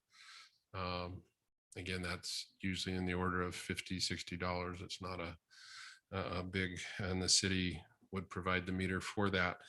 Kind of coupled with that, the council at the work session asked that we develop a resource guide, and we have done that, at least a draft that was put in your packet. So we'd welcome any comments on that. Nikki is going to work with Dave to come up with a little animated explanation that you could click on and do as well. So so we would, again, this policy, these changes don't change how we administer the policy at all. It doesn't affect any of the rates or how we calculate the bills. So it's just to kind of get us up to speed and clean a few things up.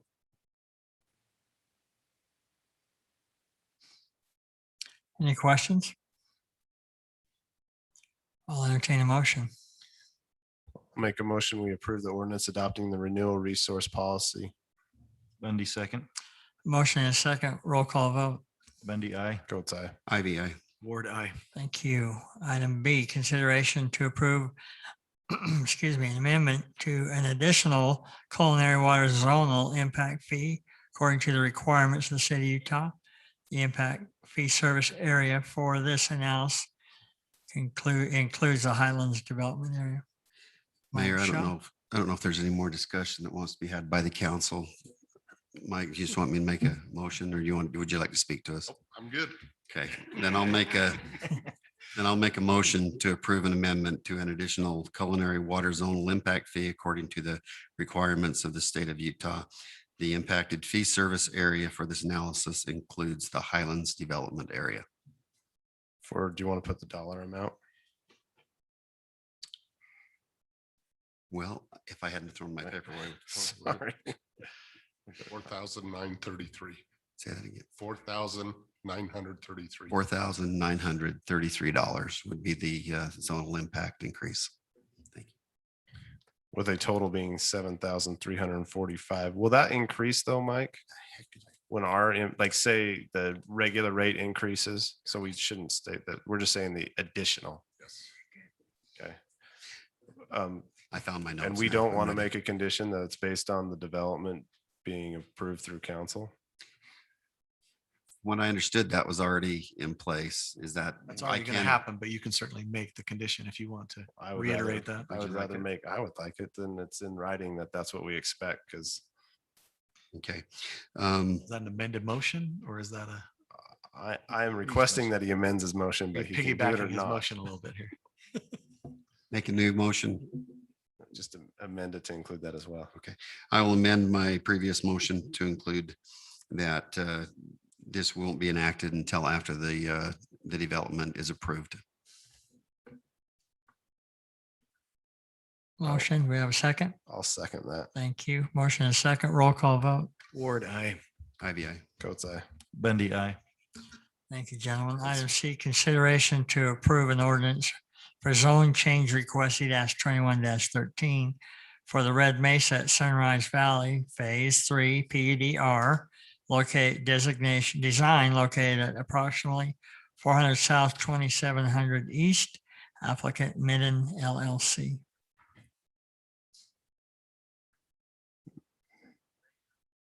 On your microphone, Drew.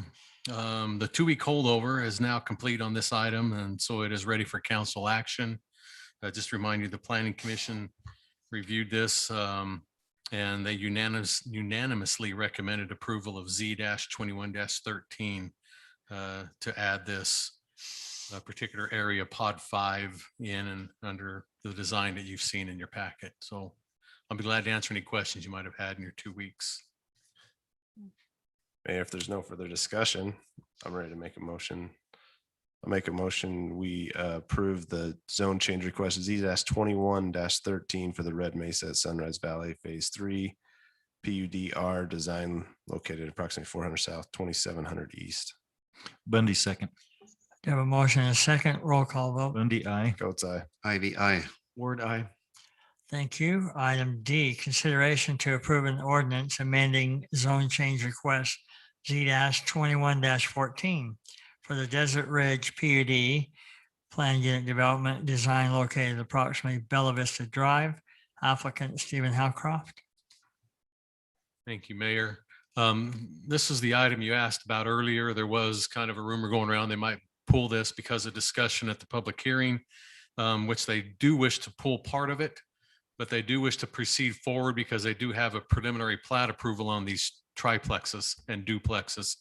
So the applicant is asking that the council consider approving the elevation change, the ones you see on your screen for the duplex and triplex.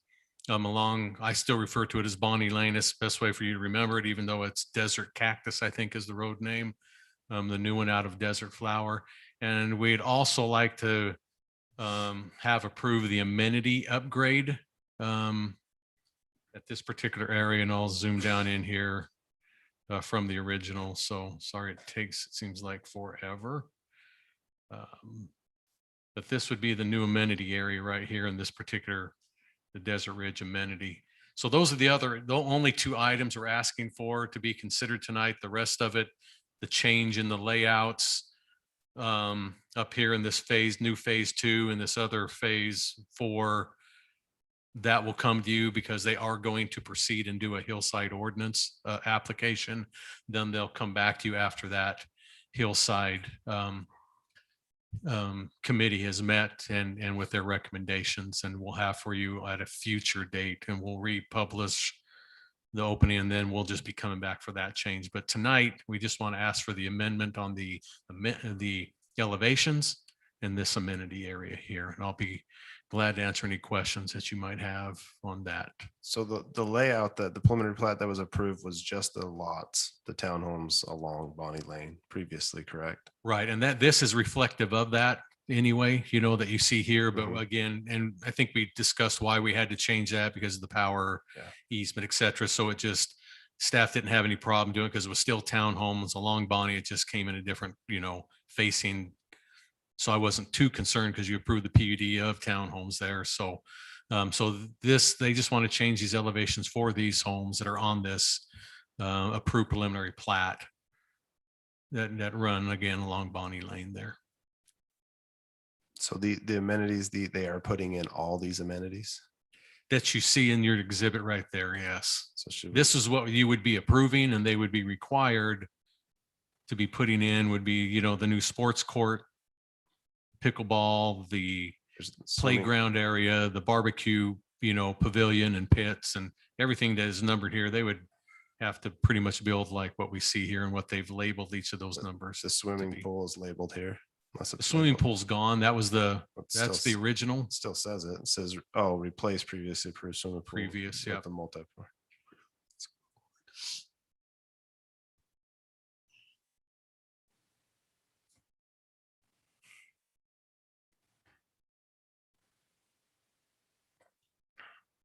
No additional questions? If not, I entertain a motion.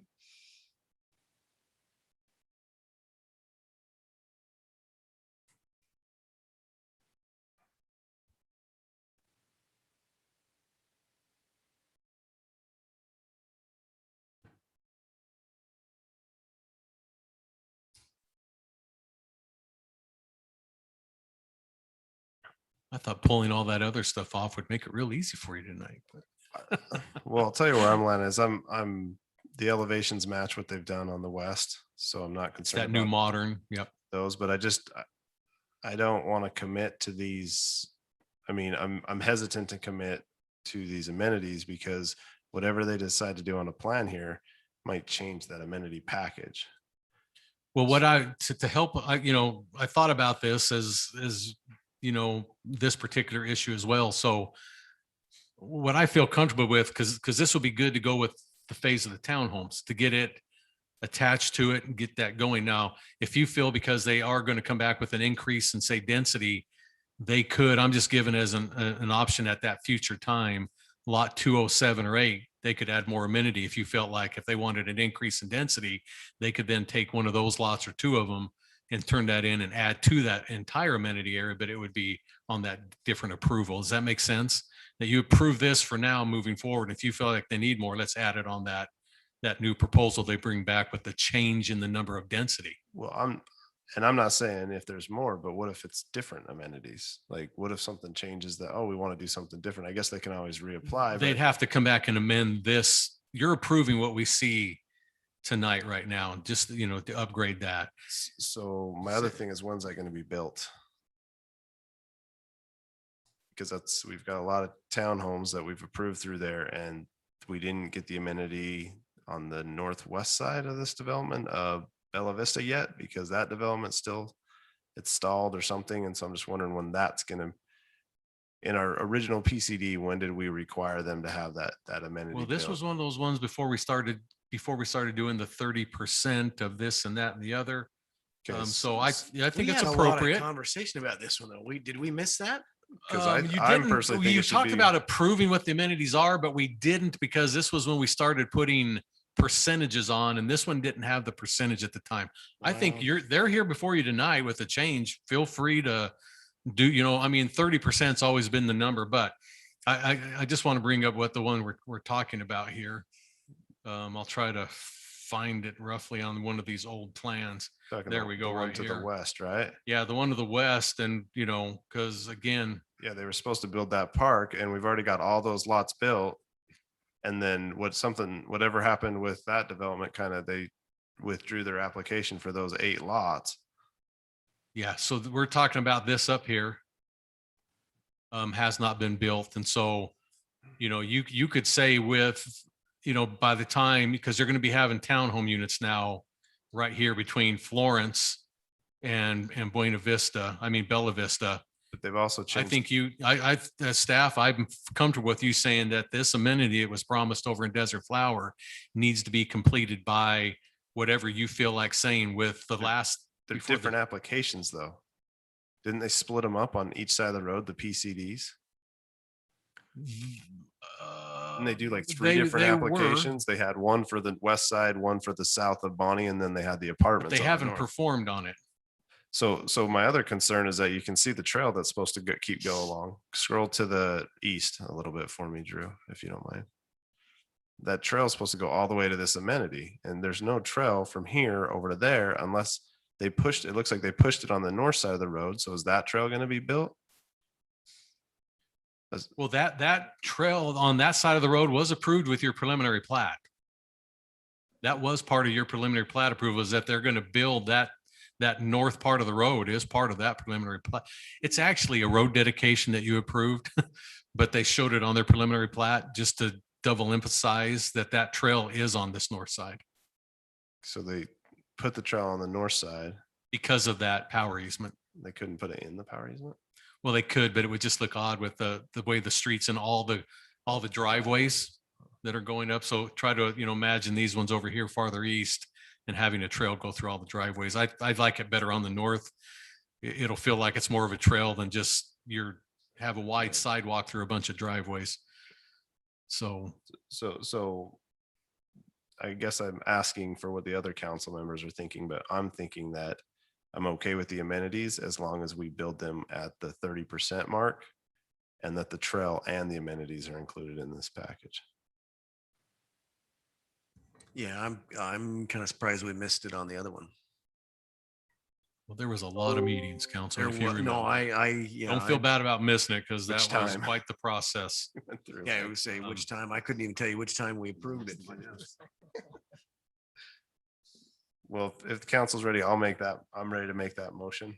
I'd like to hear it. Okay, I'll make a motion that we approve the zone change request Z-21. Is that right? You're right. No, 2114. 21. I almost said 13. So hold on.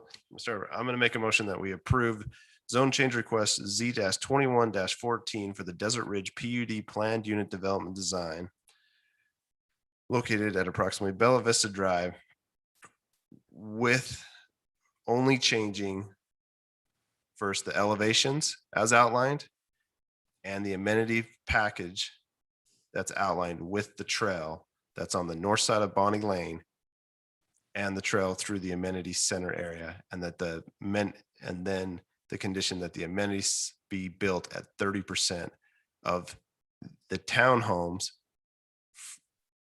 30% from one lot or unit 101 to 149, any of those townhomes. So once 30% of those units are approved, that amenity center has to be complete before another CO.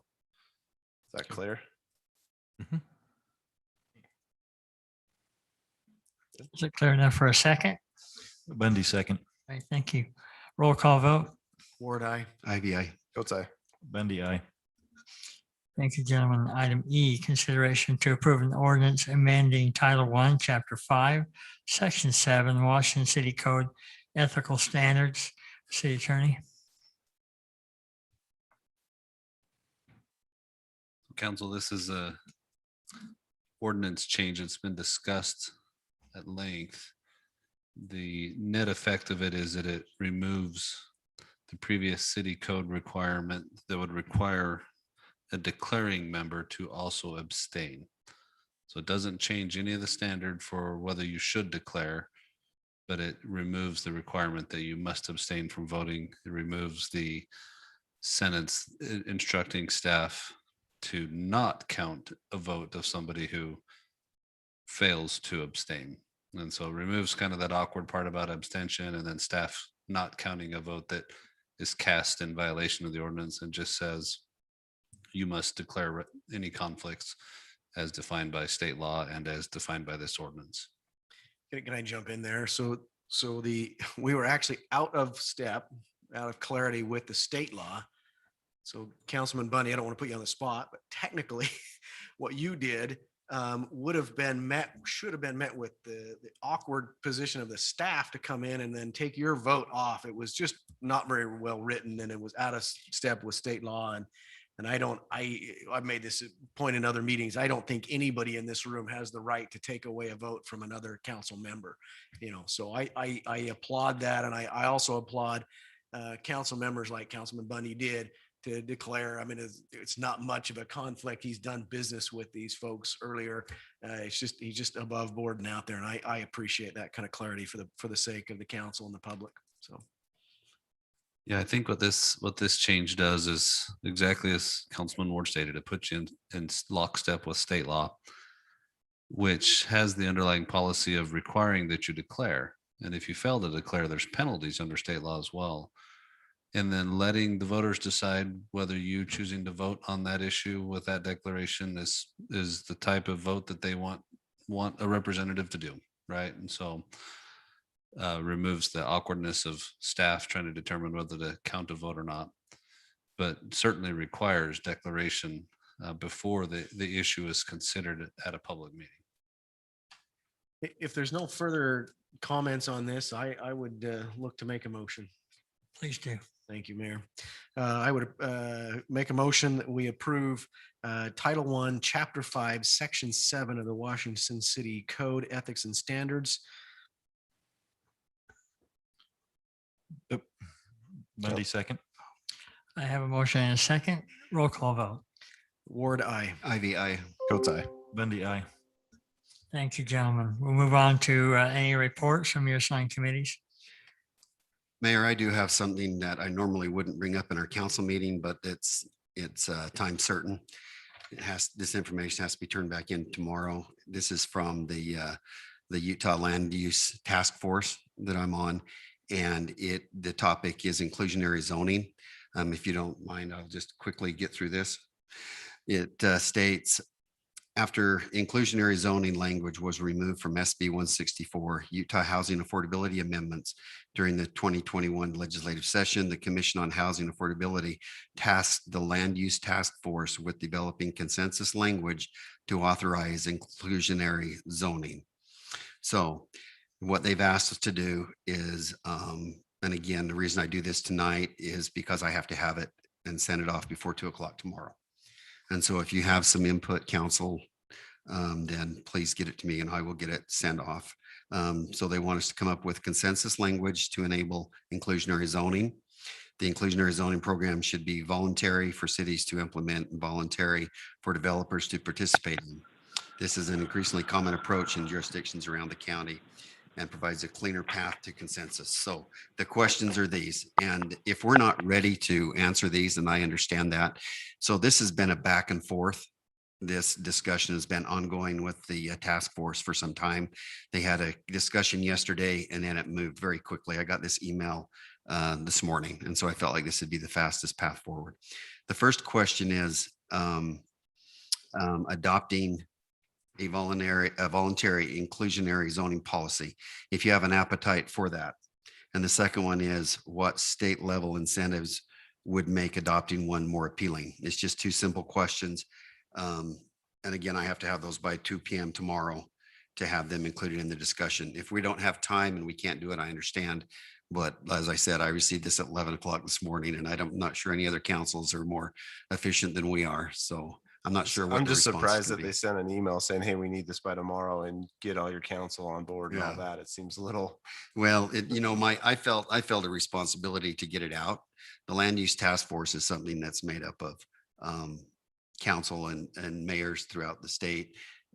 There's one in St. George, one in Washington, and I don't know of any others south of I don't know. Anyway, doesn't matter. I just, if you'd like to give me some input on that, or I can write an email back that says we're not ready to make statement on it yet. We'll get on the next round, but that's where it sits as of right now. I'm not ready to make an answer. I think that's something we've wanted to talk about. Yeah. And I think we've kind of mentioned it. Hey, we need to work on this attainable housing or affordable housing. Right. And I think we, Manager Red, aren't we planning on something here shortly? We kind of. Yeah, we've had some discussions on just this Yeah. this item, but I don't know that we have anything we're ready to commit to. But it sounds like the legislature is moving forward in the interim. Well, So that's kind of what's they were happening. tasked, the land use task force was tasked with just getting answers, but I'm very comfortable in writing back and saying we need more time, and we will enter our opinion, our consensus when we arrive at what we want to do. But I just felt like I needed to share that out because they asked for that to be presented to the council. Councilman, I'm still trying to tease this out in my own mind. So the idea is that the league is going, this task force is going to update the league. The league is going to update the legislature It'll be, prior to the legislative session. Is that what we're trying to do? well, I'm wondering, and I haven't had this indicated in this information, but there is a special session in August.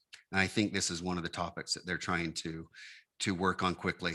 And, you know, like I said, I'm very comfortable writing back and saying that we will submit something once we decide. And then hopefully that will be in enough time, but I wouldn't want to make statements now that are not discussed and properly vetted. I'm just wondering, I would like to be helpful in their process. Would the council feel comfortable in at least stating back that that Washington City is looking at making some, what's that? Some Yeah. inclusionary zoning language. I think we're certainly supportive of the idea. We're supportive, we're interested, but But we we're looking haven't at arrived making some inclusionary zoning language. We're also looking at the idea of expediting infill, and we're as well as other accessory dwelling units. accessory dwelling units. And I don't know. I think you almost need to state in there that we're also looking for, what is that term you use all the time? It's not affordable housing, it's attainable housing, making inroads into attainable housing. A simple statement like that, I think would be better than nothing. And it would at least tell them that we are taking action and moving forward, and we're don't have the breath to give more detailed. And I agree completely. And I've got a consensus here, and that's what I will respond with. Okay. But I think where we're heading with this is it's looking at a bill in the 2022 session, if not this, to try to, because as I said earlier, that SB 164, the inclusionary zoning language was taken out of it so that it could be passed. And so it's just. And that's kind of what I'm reading in what you're saying too. I'm guessing that the league is thinking that the state legislature is going to be tempted to look at this. I would like to at least say that we are being proactive. We are looking at this, and we have, we've, I don't know, maybe we even need to list some steps we've taken in the past, but I'll leave that to you. So I'll just say we're supportive, we're interested, we're not at a point where we would make any statements right now, but we would get back to them as soon as we arrive at a consensus. Well, I would, I mean, as far as a statement, but we would definitely want to hint towards that we are taking steps, and we'd just like to keep going on our own. Thank you for the help. We don't want it. I love the concept that they talked about in there, that this would be optional for cities and they could pick and choose. Often the legislature doesn't end up there. I Yeah. think that's what the League of Cities and Towns would like to see, and we would like to see that. But often the legislature picks a one size fits none approach and forces it down our. Well, and another level of that, Mr. Red, is that it's also voluntary for the contractors. See, the idea with attainable housing, the thing you have to remember about it is that it takes partners all to buy into it. One entity can't make a successful outcome unless everyone buys into it. And I think that's what they're trying to project. If we have a city and we have a developer and we have other partners that all understand that attainable housing benefits everyone, then they make some financial sacrifices for the greater good. But I will present that out, just as we said. I like and that then- because we want to be suggesting that we are working with these other entities and making progress, such that they don't feel. Certain times this gets really political, and one group can really get the ear of the legislature and try and push something through. But if we can help them with some ammunition to see that we're losing some sleep over this and putting some effort into this, and frankly, we've done some effort, made some efforts already. So yeah, thank you, Councilman. That's great. Once you're done drafting that, do you mind sending that our way just when you're finished? Yeah, I'd appreciate that too. That'd be nice. So. Thank you. Anybody else? If not, we'll move on to city manager report. Okay, I have a couple of items. Now that we've talked about all the interesting stuff, there's a severe weather pattern coming in, so we may get some real serious rain around 9 o'clock. So we'll hope for that. We'll What cross is our it? fingers. Rain, you say? Should be some rain. Let me Water Google that falls from the I'm gonna sky. Google It's that. super Rain? interesting. We're going to get the whole year in one night. That being said, I'll wade into another topic, and the topic is fireworks. I think our community deserves kudos for the way that they handled the fireworks this year. The city got beat up for doing too much, not enough. And there's no good way to sit on the fireworks debate. But all in all, I think our residents did a really good job. let's just really try to keep that going on the 24th holiday.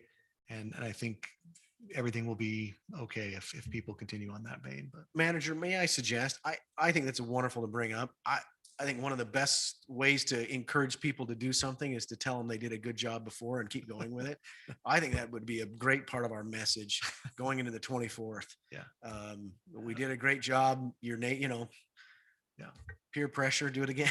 Yeah, not everybody felt like we did a good job, but Well, I do. So this is my towards the opinion. citizens, towards the citizens, I mean, you talk to your fire department and I think they think we did a good job. We absolutely did a good job making sure that we avoided fires and people were responsible. So, Weren't our responses down that night? yes. Yeah. And Yeah, we traditionally, had hardly. we had hardly any. like So no that's what I was word, excited and- about is that people who did light them off were responsible and And we weren't out writing tickets like neighbor cities were and really being heavy handed that way. I think it was a good compromise we ended up with, but I'm also really happy at the result. And maybe I'm jinxing us for the 24th, but I hope not. I think it was great. I happened to be over at the police station to meet with Chief Williams on a matter, and I was waiting in line behind a guy who was asking for help to look up the map so he could know where he could light off fireworks. I think the city did a good job. I think for the most part, people were very understanding and they wanted to comply. Yeah. And the map was well done and it put them in areas that were safe. The only other thing I have, we discussed the property sale at Graham Manor and Buena Vista. So that RFP is moving forward. We'd like to have that tentative date for that to be returned August 12th, and then we'll start discussion on the August 25th city council meeting for those to review those RFPs that come back. Okay, that's all I have. Thank you. Looks like there's a need to go to a closed session to discuss pending or potential litigation. So I entertain a motion to adjourn to the closed session. Council Monday makes a motion to close this meeting and go into a closed session for discussion of pending or potential litigation. second by Councilman Coates. Motion is second. All in favor? Aye. Thank you. Take a 5-minute break.